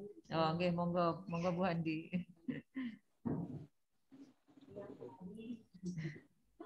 Saya yang menghubungi Pak Hadi dari kemarin. Iya. Terima kasih Pak Hadi yang partisipasinya hari ini. Sama-sama. Izin bertanya Pak Hadi mengenai gaya belajar tadi. Saya ini mengenai gaya belajar anak saya sendiri. Itu sedikit curhat. Jika dia mau belajar itu dia harus mendengarkan musik. Tapi Pak Hadi. Saya bingung. Dia itu termasuk tipe gaya belajar yang mana ya? Yaitu apa harus dites seperti yang diarahkan Pak Hadi itu atau seperti apa Pak Hadi? Jadi itu Pak Hadi, tanya saya, terima kasih. Iya. Saya waktu sama dengan saya sebenarnya, Bu. Saya waktu sekolah dulu, tapi sekarang udah enggak, karena beda. Saya waktu sekolah dulu dari SD, SMP, SMA, kalau belajar seperti itu. Karena kita itu kan punya otak kiri, otak kanan. Nah, kecenderungan nanti kalau kita tes itu kelihatan, Bu. Otak kiri kita dominan berapa persen, otak kanan kita dominan berapa persen. Nah, kalau misalkan imbang itu yang bagus. Tapi kalau misalkan nggak imbang, nah saya ini termasuk yang nggak imbang. Kebanyakan otak kanannya itu dominan begitu. Nah, ketika belajar, kalau belajar biasanya kalau nggak ada musik, itu otak kiri kita itu akan mengganggu keseriusan otak kanan. Akhirnya sering ngelamun, sering terpikirkan yang lain-lain begitu. Karena nggak ada nggak ada konsumsi untuk otak sebelahnya. Nah, ketika ada musik, maka otak yang kiri ini cenderung untuk menikmati musik dan otak kanannya akan fokus untuk belajar. Asalkan nanti ibu bisa tes saja. Nanti ketika dengar musik, pelajaran tetap nyangkut. Nah, kalau misalkan nanti ditanya mau belajar apa, tanya aja, nanti pasti dia bisa jawab. Itu sudah. Justru nanti kalau musiknya dimatikan, belajarnya malah nggak konsen. Karena otak kirinya itu akan mengganggu keseriusan otak kanannya. Jadi dia itu kayak nggak ada kerjaan otak sebelahnya nih, nggak ada kerjaan. Tapi kalau kita kasih musik, otak sebelahnya akan fokus ke musiknya, dan otak kanannya nggak ada yang ganggu, dia fokus ke pelajaran. Dan itu sesuatu yang nggak masalah, karena saya juga seperti itu. Tapi karena setelah sekarang sudah berkeluarga udah nggak, malas kalau ada musik itu sekarang malah terganggu, Bu. Karena mungkin udah imbang sekarang. Oh iya, sudah banyak gangguan yang lain. Sekarang kalau baca itu harus fokus, tenang semua, harus nggak ada ini. Kalau ada suara dikit aja udah terganggu sekarang malah. Kalau dulu nggak, semasa sekolah tuh malah harus ada musik, harus nyaring malah. Kalau musiknya kurang nyaring, dinyaringin. Kalau makanya itu kadang orang tua bingung, kamu ini belajar apa dengar musik? Dua-duanya. Dua-duanya.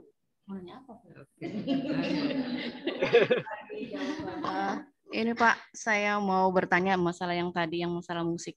Kebetulan anak saya ada 4 orang, dan mereka adalah anak-anak yang istimewa. 3 diantaranya adalah mengalami dari umur 1 tahun sampai 7 tahun itu mengalami, kalau dia panas tinggi dia akan mengalami kejang.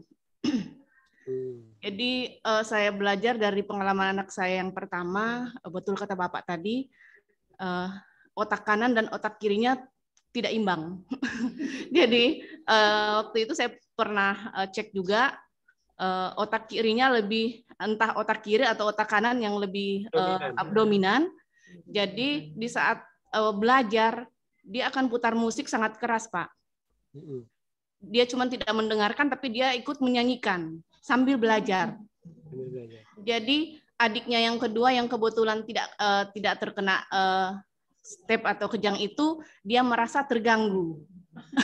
Karena suara kakaknya tadi pas ulangan kan satu ribut, satu diam. Jadi adiknya akan merasa terganggu. Jadi dia marah, sedangkan yang satu dia merasa enjoy dengan cara belajar yang diikutinya, tapi hasil yang didapatkan pun juga alhamdulillah yang istilahnya kami tidak mengharapkan sekian, tapi dia memberikan yang lebih.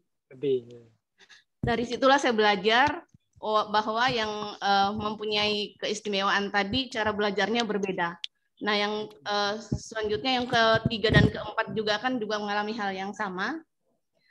Jadi saya tertarik untuk mengikuti tes sidik jari tadi, Pak. Soalnya yang pertama dan yang kedua, yang ketiga dan keempat ini saya belum tahu cara gaya belajarnya seperti apa. Kalau yang kelihatan. Iya. Jadi itu yang saya masih penasaran, mungkin nanti saya bisa konsultasi ke Bapak seperti apa, karena memang sampai sekarang pun yang ketiga dan keempat itu masih bisa terkena Pak. Kalau misalnya dia akan demam, dia masih ada penyakit itu akan masih mengikutinya. Jadi masih saya juga untuk pelajaran saya juga nggak memaksakan Pak. Misalnya dia belajar, saya takutnya kalau dipaksakan malah nanti takut terganggu ke otaknya atau gimana. Yang penting saya nggak tahu Pak, ilmu saya nggak sampai ke situ untuk mempelajarinya Pak. Jadi itu Pak yang saya tanyakan, apakah gaya belajarnya nanti takutnya menyesuaikan kakaknya yang pertama dengan musik yang keras dan dia ikut bernyanyi, tapi dia hasil yang dapatkan baik.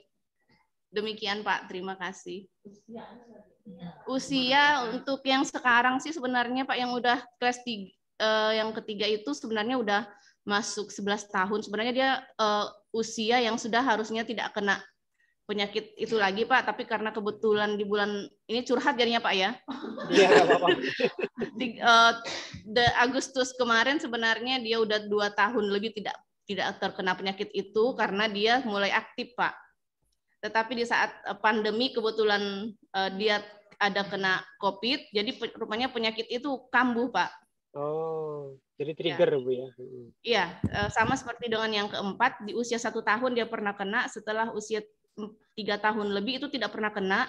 Di saat dia pun kena COVID, penyakit itu kambuh dan setelah COVID pun dia karena pernah demam, dia akhirnya kena lagi Pak. Jadi itu masalahnya. Jadi saya juga bingung gaya belajarnya nanti seperti apa gitu kalau dia udah ini. Tapi sekarang saya masukkan ke PAUD yang istilahnya dia agak lambat untuk berinteraksi karena di rumah juga kita tinggal kerja, kita titip ke orang.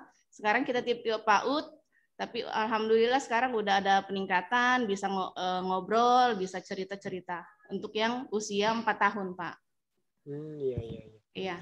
Jadi nanti mungkin saya minta yang sidik jari itu Pak, jadi saya bisa mengarahkan nanti kemana gaya belajarnya seperti apa. Terima kasih Pak.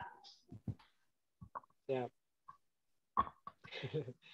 Jadi unik juga kalau misalkan di rumah ada 4 anak dengan gaya belajar yang berbeda-beda, satunya ini A, satunya B, dan bertolak belakang, itu kan ya susah juga ya.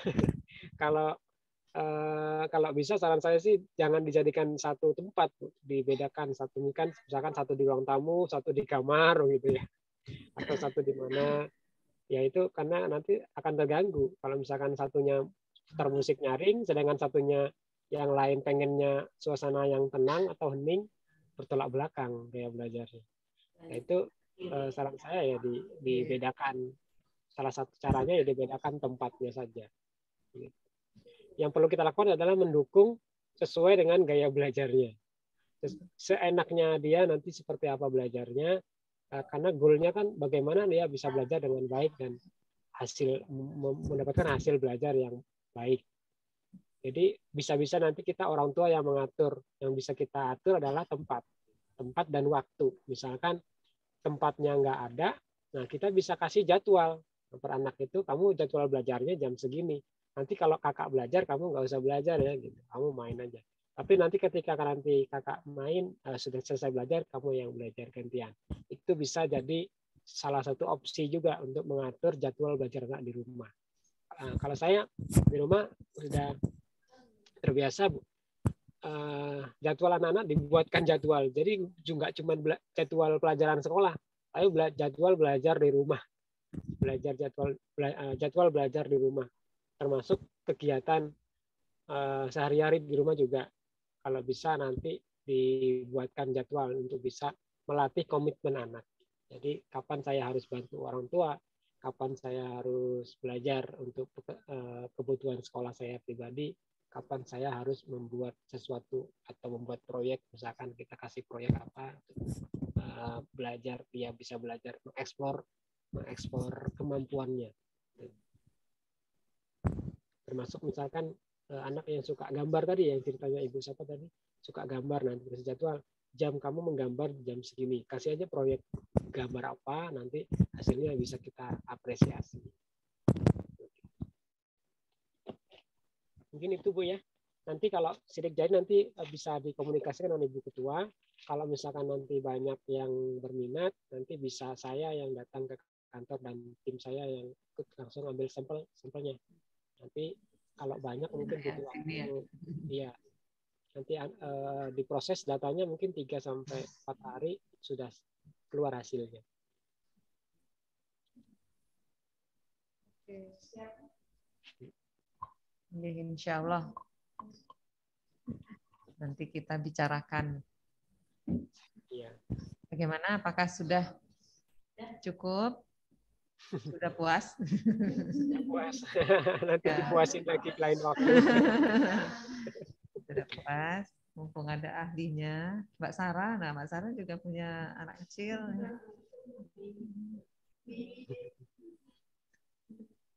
Kalau teman-teman yang di Zoom, itu ada Bu Dumei. Apakah masih ada pertanyaan? Mau tanya? Oke, silakan. Boleh. Ya, Pak, tadi dibahas tentang tes sidik jari. Yang mau saya tanyakan, tes sidik jari itu sebenarnya pengen tahu lebih jauh sih sebenarnya. Nanti hasilnya itu seperti apa dan fungsinya itu buat apa saja gitu. Dan misalnya yang kedua lagi, misalnya kita punya nih hasil tes sidik jari anak misalnya, terus kita bawa ke sekolah misalnya itu, bagaimana sekolah itu bisa nggak sih mengcover kebutuhan anak hasil tes sidik jari itu untuk diaplikasikan di sekolah gitu. Misalnya anak kinestetik, janganlah visual terus gitu kan. Nah itu yang mau saya tanyakan. Makasih. Oh iya. Baik, Ibu Dumei. Pertanyaan yang menarik sekali. Saya ada rencana juga beberapa waktu ke depan mau sosialisasi ke Dinas Pendidikan Kota, karena ini juga menurut saya harus diketahui, harus nyambung dengan guru-guru di sekolah. Harapan kita sih orang tua kalau sudah punya print out, nanti hasilnya berupa print out Bu ya. Ketika di scan sidik jarinya, nanti hasilnya itu berupa laporan, ada 16 halaman di situ. Di situ sudah ada gaya belajar, kemudian bakat, kemudian ada penjurusan juga. Nah, ini yang menarik juga, nanti akan kita ke SMP. Nah, kebetulan saya juga mengajar di SMK. Masalah di SMK itu Bu, dari dulu banyak sekali anak yang salah jurusan. Artinya apa? Dia minatnya di mana, orang tuanya nyuruhnya masuknya di mana gitu. Ada anak yang misalkan nih sebenarnya dia punya bakat di tata boga, tapi ibunya pengen anaknya tuh nerusin salon dia gitu. Dia punya usaha salon misalnya. Masukkannya lah anaknya itu ke jurusan tata rias. Padahal anaknya nggak punya minat dan bakat di sana. Akhirnya sekolahnya bisa putus di tengah jalan. Atau dia sekolah terus sampai lulus, tapi setelah lulus dia tidak punya keahlian yang sesuai yang diharapkan, karena sekolahnya main-main, banyak pacaran dan sebagainya. Karena sebenarnya ketika dia sekolah tidak serius, ada faktor penyebab yang membuat dia tidak serius. Salah satunya adalah keberatan dia ketika menerima materi. Ketika dia menerima materi sesuatu yang tidak dia sukain, maka dia akan merasa seperti beban, merasa berat. Nah itu nanti rencana saya ke depan, kita akan koordinasikan dengan dinas, bahwa nanti yang masuk ke SMK di Kota Palangkaraya harus punya hasil sidik jari itu, harus punya ini dasar untuk bisa memilih, sebagai dasar untuk memilih penjurusan. Harapannya juga nanti kalau sudah punya, minimal ketika masuk SD ataupun masuk SMP, Ibu bisa tunjukin nih hasil analisa sidik jarinya ke gurunya, supaya gurunya bisa melihat. Nanti di sana banyak laporan-laporan yang bisa dibaca, dan banyak informasi-informasi yang bisa tentang anak tersebut bisa disesuaikan oleh gurunya, supaya gurunya bisa memberikan treatment yang sesuai dengan anaknya. Saya pikir nanti pasti akan senang sekali, Bu.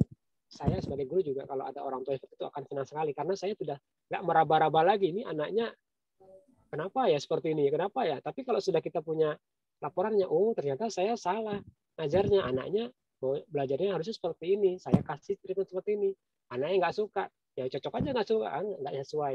Nah itu akan menjadi membantu sekali buat guru-guru di sekolah, daripada nanti kita cuma nyerahin anak, nggak tahu nih anaknya mau diapain, terserah gitu kan. Mau diapain terserah, mau dimarahin silakan. Kadang banyak orang tuh kan kayak gitu. Ibu saya titip anak saya, silakan aja, kalau nakal dimarahin, kalau salah ya dihukum kayak gitu kan. Saya serahkan sepenuhnya sama ibu. Nah itu juga menurut saya nggak baik juga ya, seperti itu, karena pendidikan anak-anak juga sama-sama antara orang tua sama guru, bukan tanggung jawab 100% pada guru.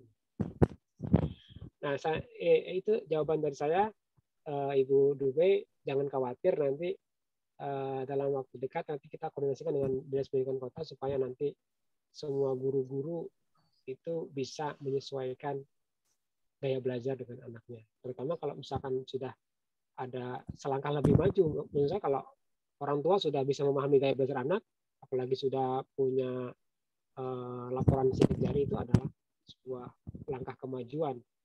Selangkah lebih maju dari gurunya. Gitu. Gurunya sudah tinggal menyesuaikan. Harusnya gurunya terima kasih sama orang tuanya karena sudah membantu gurunya untuk mengidentifikasi anak muridnya. Ini kan pekerjaan bersama antara orang tua dan guru. Ya Pak, sebenarnya saya sudah tertarik dengan tes sidik jari ini udah 1 tahun yang lalu gitu. Saya searching di internet, itu nggak ada di Palangka waktu itu. Nah, kenapa saya tertarik Pak? Karena saya korban salah jurusan Pak. Jadi salah jurusan. Waktu SMA saya IPA, tapi sebenarnya ketertarikan saya di IPS, di ilmu sosial gitu. Terus saya tersesatnya nggak sampai di situ Pak. Masuk kuliah saya masuk teknik Pak. Teknik sipil. Sesatnya tuh udah jauh banget. Nah, kemudian lulus kuliah, saya mencoba mencari pekerjaan yang berbau keteknikan gitu. Saya kerja sempat di sana 5 tahun Pak. Saya kemudian resign karena itu bukan passion saya. Gitu. Ya, itu banyak kejadian seperti itu. Karena salah belajarnya, salah ngambil jurusan. Selanjutnya Pak, saya resign 5 tahun. Kemudian saya cari kerjaan baru. Nah, di pekerjaan yang baru itu saya memang mencari ilmu yang sesuai dengan passion saya. Akhirnya saya ketemu di pekerjaan di Kementerian Sosial sebagai pegawai kontrak di Kementerian Sosial untuk pendamping program Keluarga Harapan. Jadi saya sering diketawain teman saya, anak teknik kesasar di sosial, katanya begitu. Padahal kembali ke jalur yang benar sebenarnya. Yes, Pak. Sebenarnya seperti itu, Pak. Nah, pengalaman buruk saya gitu kan, saya nggak mau itu kejadian di anak saya hanya karena demi sebuah gengsi, ambisi, atau apapun lah itu namanya. That's the point. Yes, that is the point. Jadi akhirnya itu yang saya nggak mau lakukan itu lagi ke generasi setelah saya. Jadi saya harus tahu dia maunya apa sejak awal, sehingga saya bisa menolong dia untuk menjadi versi terbaiknya gitu. Jadi bukan versinya orang tua, tapi versi terbaik yang dia sukai gitu. Jadi nggak apa-apa sih kamu jadi artis, minimal kamu kayak Raffi Ahmad deh gitu. Jangan nanggung-nanggung ya. Nggak aktif gitu. Kayak nggak apa-apa sih jadi psikolog gitu misalnya, tapi psikolog yang berhasil, atau nggak apa-apa jadi pengusaha. Jadi saya tidak mau kamu harus jadi PNS gitu. Nggak mau gitu. Silakan dia dengan pikirannya gitu, tetapi dia berhasil di situ. Itu mimpi saya gitu. Setelah apapun itu gitu. Nah, oleh sebab itu maka saya sangat tertarik dengan tes sidik jari, sehingga dari awal saya tahu jadi dia ini kalau misalnya dia kayak anak saya kinestetik, saya nggak akan masukin dia ke negeri, karena di negeri dia pasti visual gitu. Gurunya ceramah gitu, apalagi yang di sekolahnya nggak punya LCD gitu, mohon maaf gitu. Jadi anaknya justru dengar aja penjelasan gurunya gitu. Jadi seperti itu Pak. Ya, terima kasih. Mungkin curhat aja kalau nggak. Curhat yang sangat menarik. Benar Bu, karena belum lagi pasti Bu Dume punya pengalaman ketika ambil jurusan teknik sipil, pasti ada konflik sama orang tua.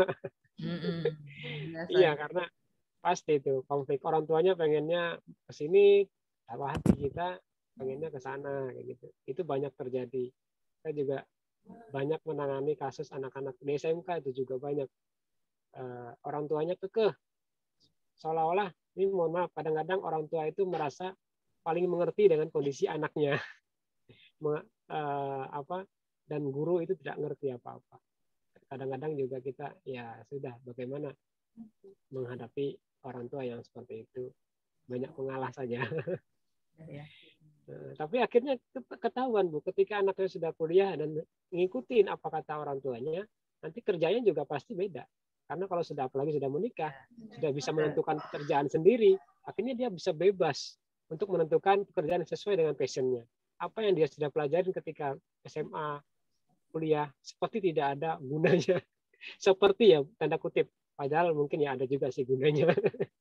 Tapi akan lebih bermanfaat ketika dia sekolah itu dari awal sesuai dengan passion dia dari anak akan lebih berkembang. Mungkin Bu Dumes mungkin ya kalau misalkan dulu kuliahnya sesuai dengan passion dia mungkin sudah nggak seperti ini ya, lebih ya itu kalau belajarnya kayaknya karena seperti ini Bu, kalau kita seperti ibaratnya ngasah pisau, kalau kita belajar sesuai bakat itu kita seperti ngasah pisau di bagian tajamnya akan lebih cepat tajam. Tapi kalau kita belajar nggak sesuai bakat kita itu seperti ngasah pisau di bagian tumpulnya. Bisa sih tajam, tapi tahunan mungkin bisa puluhan tahun baru tajam. Sampai nunggu tipisnya aja berapa lama kan? Itu bisa, tapi akan butuh waktu yang sangat lama. Itu kalau kita belajar nggak sesuai dengan passion kita. Lama-lama akan mencapai titik menyerah, nggak tajam-tajam, kembali lagi akan dibalik pisaunya ke bagian tajamnya lagi. Nah, kembali kepada kodratnya lagi. Nah, itu yang banyak terjadi seperti itu. Akhirnya tadi seperti waktu kita ngasah bagian tumpul itu kayak nggak ada gunanya ya, ngapain kita gosok-gosok bagian tumpulnya, kan jadi lucu gitu, udah tahu tumpul diasah terus gitu. Yeah. Itu karena kita nggak bisa melihat secara keseluruhan, melihat bagian di sini lebih dominan adalah egosentris orang tua. Ini kita sebagai orang tua harus belajar. Kadang-kadang kalau udah terjadi sama kita jangan sampai terjadi sama anak. This the point. Dan sampai anak kita mengalami seperti yang kita alami dulu. Begitu. Terima kasih Bu Dume curhatnya, mungkin jadi pengalaman bagi kita semuanya. Dan itu nggak 1-2, banyak. Banyak yang kejadian. Ya, silakan. Okay. Mungkin sudah hampir jam 15. Mungkin dengan Pak Hadi kita cukupkan.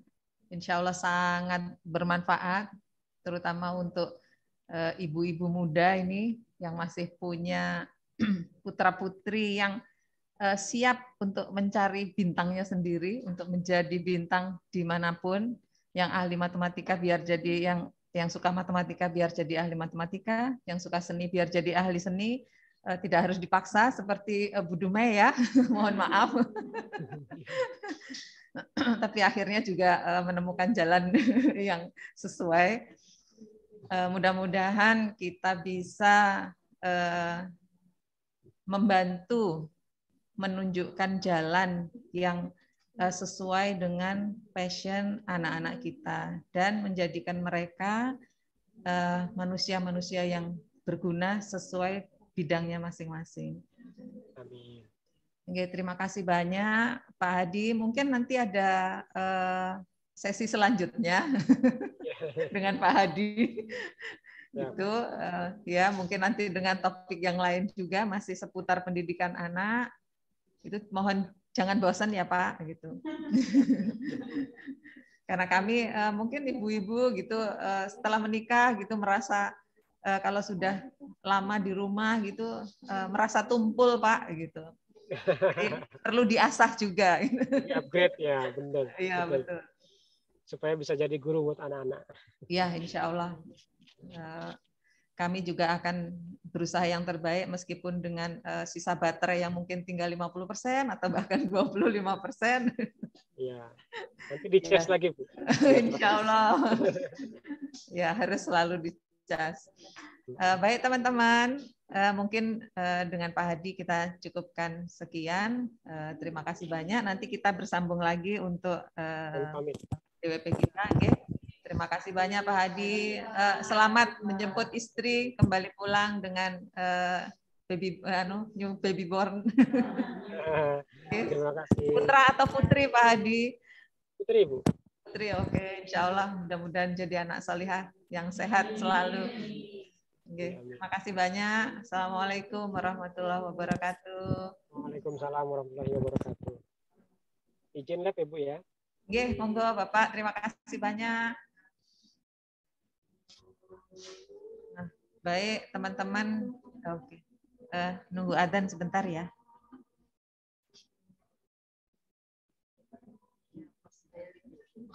Iya. Ada berapa orang tadi Mbak Ria di Zoom? 15 tambah yang di sini. Tapi tadi 8 sampai 20 kayaknya ada yang lihat. Oh, Bu Dendi juga izin karena nganter anaknya. Tadi tak tanya kalau bisa gabung lagi gitu karena masih.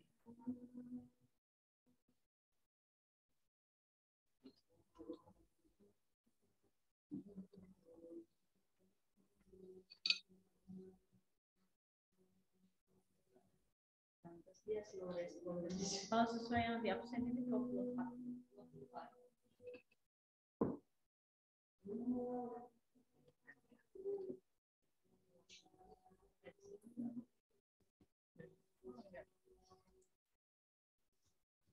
Ini tidak berputar.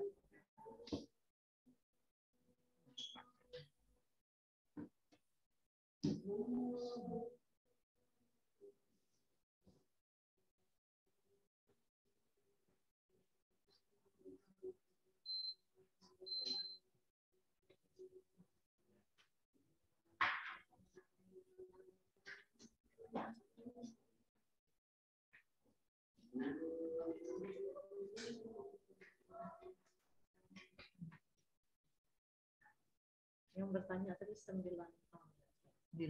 Terus Ibu. Oke, setelah materi kita bersambung ke intern DWP kita. Mungkin yang pertama laporan keuangan, Mbak Mia, disilahkan. Apakah kita punya uang? Punya uang atau punya utang gitu ya. Assalamualaikum warahmatullahi wabarakatuh. Terima kasih Bu atas kesempatannya. Saya akan membacakan pertanggungjawaban keuangan sampai 31 Desember 2021. Uang kas kita sebanyak 9.592.000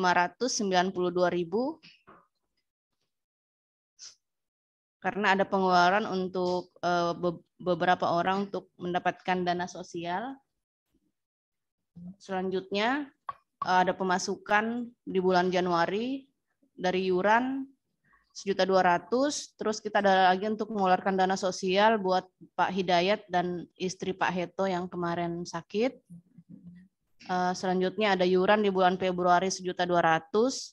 Jadi sampai hari ini dana kita ada 11.592.000. Tapi kemarin karena kita ada pembelian kain, kita ada sudah berjanji untuk memberikan subsidi 1 kain batik 100.000. Jadi kain kita ada 60. Tapi yang diberi subsidi 5.900.000 Bu ya. 5.900.000. Jadi dana kita dari 11.592.000 kita keluarkan 5.900.000, sisanya 5.692.000. 5 juta. Oke. Kemarin ada rencana susulan kain. Jadi 4 ya. Di SKW 3 SKW 3 ada penambahan 2 orang, SKW 2 ada penambahan. SKW 2 juga? SKW 1. SKW 1 2 orang juga ya. Lengkap deh Bu kayaknya. Jadi tambah kan 4. 13 mereka nambah 2 yang kemarin jadi 15. Ya. Semua ya. Berarti nambah lagi nanti 400, berkurang lagi 400. Untuk ini Bu ya, izin untuk menyampaikan masalah pembayaran kain. Sekarang alhamdulillah kainnya sudah sampai semua, insya Allah, karena terakhir yang mengambil adalah Bu Lisna dari Moratewe. Untuk pembayaran kain kita kasih kesempatan kepada ibu-ibu untuk membayar 3 kali angsuran. Jadi angsuran pertama itu kita tidak terima karena diambil dari subsidi ongkos jahit, Bu. Daripada saya mengirim nanti mereka mengirim ke sini lagi, itu sama aja pembayaran untuk pertama. Jadi jumlah yang tinggal dibayar 175.000. Darmawan kita tidak mengambil keuntungan untuk kain batik. Kita sesuai dengan harga pemesanannya, Bu. Ya, sesuai dengan harga, ongkos kirim ditanggung oleh DWP. Mungkin demikian yang disampaikan. Untuk karena Bu Lisna hari ini nggak datang, nanti saya WA aja, Bu, karena kemarin sudah minta nomor rekening. Jadi tambahannya 4 ya. Apakah kita cukup sudah 4 itu aja? Jadi sudah semua atau masih mau kurang tahu. Seksi 1 ada seksi tambahan 1 2 orang ya, Bu Junet ya? Seksi 1 2 orang ya sudah. Berarti minta tambahan 4 ya. 4 tambahan aja ya. Nah, atau kalau dari balai kayaknya nggak ada yang nambah lagi. Jadi 4 itu aja, Bu. Oke, alhamdulillah masih bisa subsidi 100.000 per kain dan kita masih punya uang 5 jutaan. Iya, 5.600.000. Oke, mudah-mudahan sehat, nggak ada yang sakit. bukan karena biar nggak keluar dana sosialnya ya gitu, tapi ya mudah-mudahan biar sehat. Itu, oke, terima kasih Mbak Mia. Mudah-mudahan tidak bikin pusing menghitung dananya DWP. Kemudian yang kedua, untuk kegiatan di kemarin bulan apa kita ngobrol itu ya tentang kegiatan. Umumnya kalau organisasi itu kan bikin program kerja gitu ya. Cuman kadang-kadang saya tawarkan ke teman-teman lagi nih, mau dijadikan program kerja gitu ya untuk usulan-usulan kegiatan itu, atau udah mengalir aja seperti ini gitu. Memang kalau program kerja itu artinya jadi target gitu ya. Ya udah ya diusahakan, harus diusahakan untuk dikerjakan gitu. Beda nih nanti kalau misalnya yang ini memang tidak bisa dikerjakan, diganti kegiatan yang lain dan gitu. Apakah mau kenceng seperti itu gitu atau udah slow aja, mau apa kita gitu. Ya gimana Bu Junet, Bu Handi, Bu Desi sayangnya lagi izin.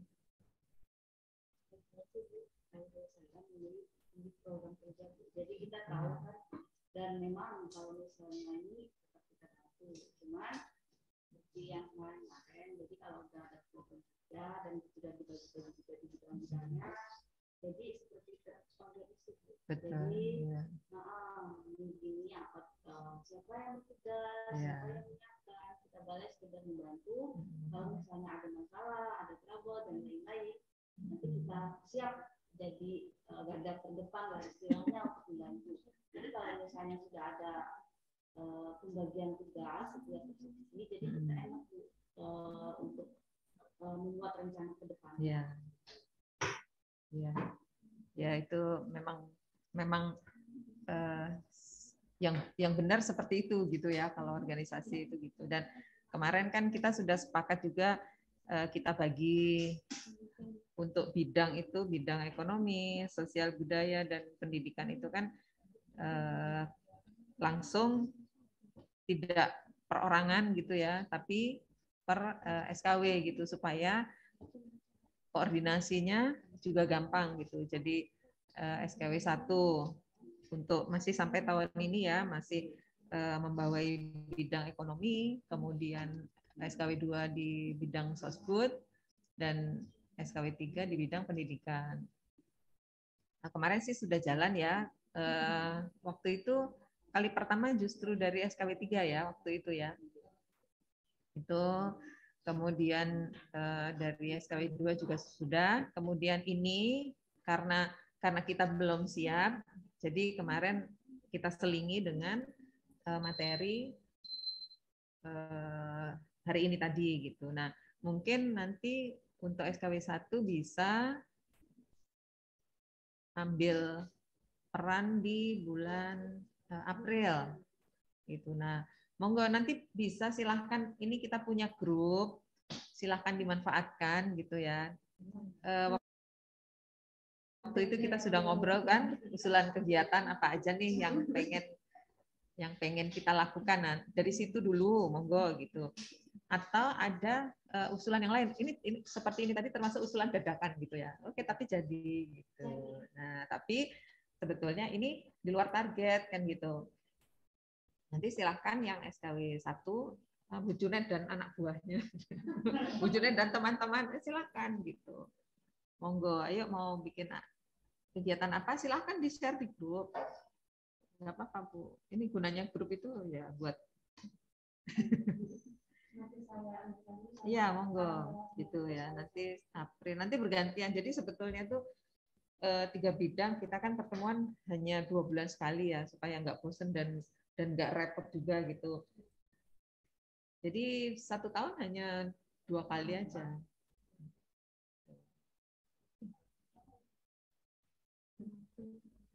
Itu kemudian kalau untuk kegiatan itu nanti untuk April ya Bu Junet ya. Nanti teman-teman di SKW 1 ya. Nanti silakan kalau untuk yang di balai sendiri, ini karena mayoritas dari karyawati. Ini sebetulnya ini DWP-nya Gakum tuh, DWP-nya PPI, DWP-nya Gakum, itu DWP-nya Gakum, TNS ya, iya gitu. Iya,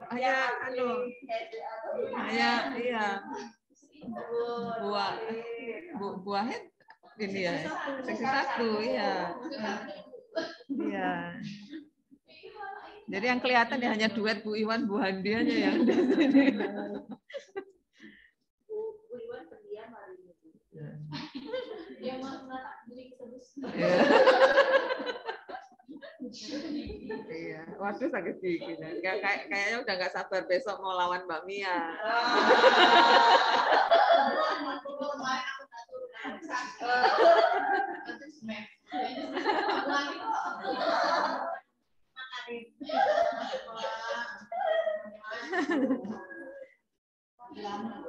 Iya, nah nanti Pikiran mau itu loh, kenapa nanti mau undangan gitu. Oh ya. Sekarang jam berapa? Oke.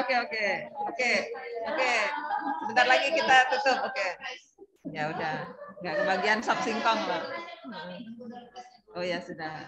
Nggak apa-apa sambil diputar door prize-nya nggak apa-apa. Kita berapa orang sih tadi? 20 orang, Pak. Oh, 24 itu nggak termasuk saya ya, yang di absen ya. Oh iya ya. Enggak apa-apa. Itu kalau nggak salah ada 22 ya sudah, nanti yang satu nanti berikutnya gitu. Berarti dapat semua. 27. Oh, 27 ya udah nggak apa-apa. Nah, nanti teman-teman yang dari SKW 2, SKW 3 juga boleh monggo direncanakan. Nah, disambi Mbak Ria muter roda gila. Iya. Oke, dapat semua nanti yang aja teman-teman yang di kantor yang iya dapat semua kok. Belum. Aduh kamu. Hah? Iya. Semua tidak ada, kebetulan ada. Iya. Iya. Ya udah sok.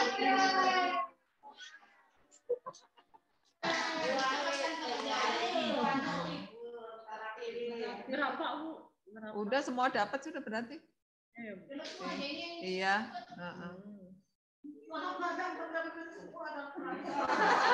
Iya, berarti Anda beruntung.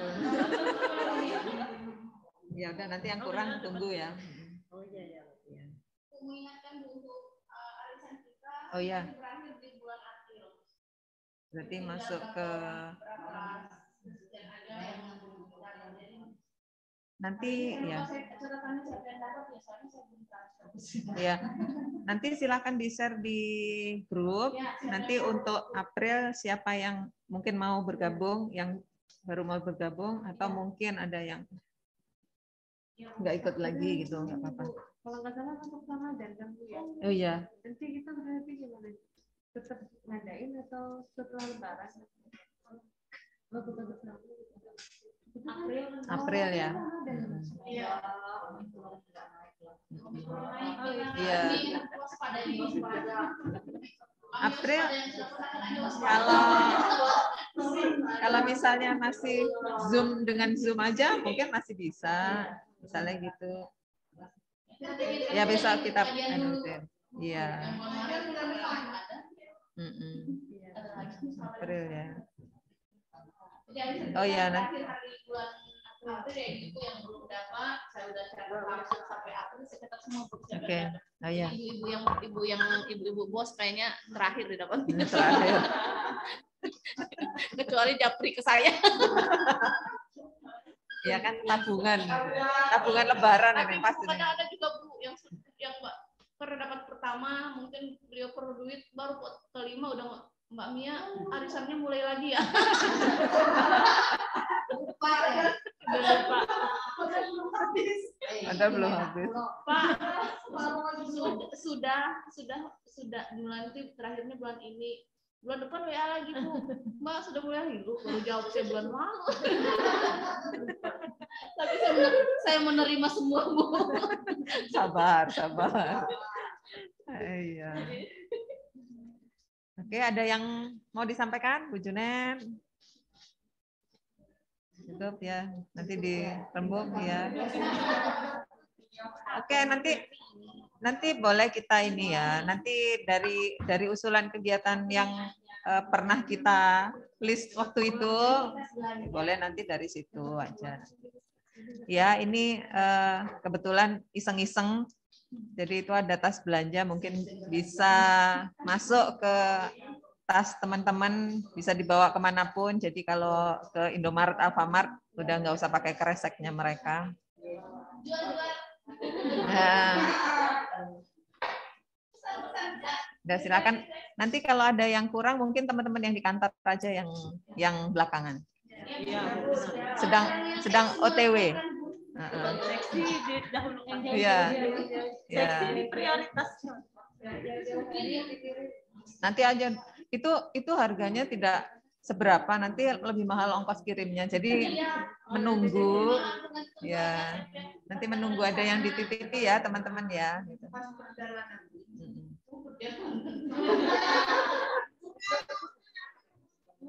Iya, nanti ya bisa dititipi udah. Ya udah nanti silahkan diatur mungkin yang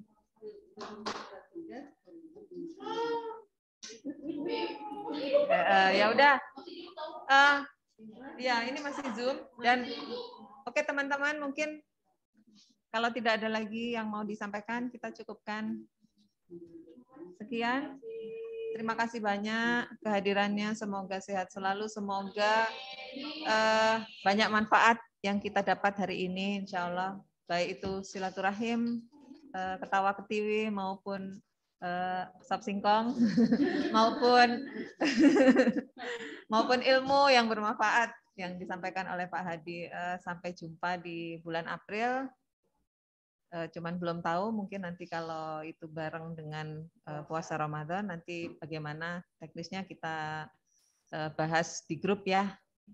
Monggo juga kalau mau ada usulan kegiatan silahkan disampaikan, kita welcome ya grup DWP-nya biar nggak sepi. Oke, terima kasih banyak.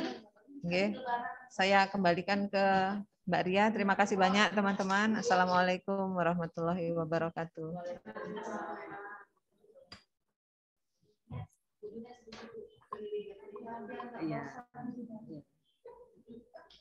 Ya, terima kasih untuk ibu-ibu sekalian yang boleh hadir dalam pertemuan DWP BKSDA Kalimantan Tengah pada sore hari ini.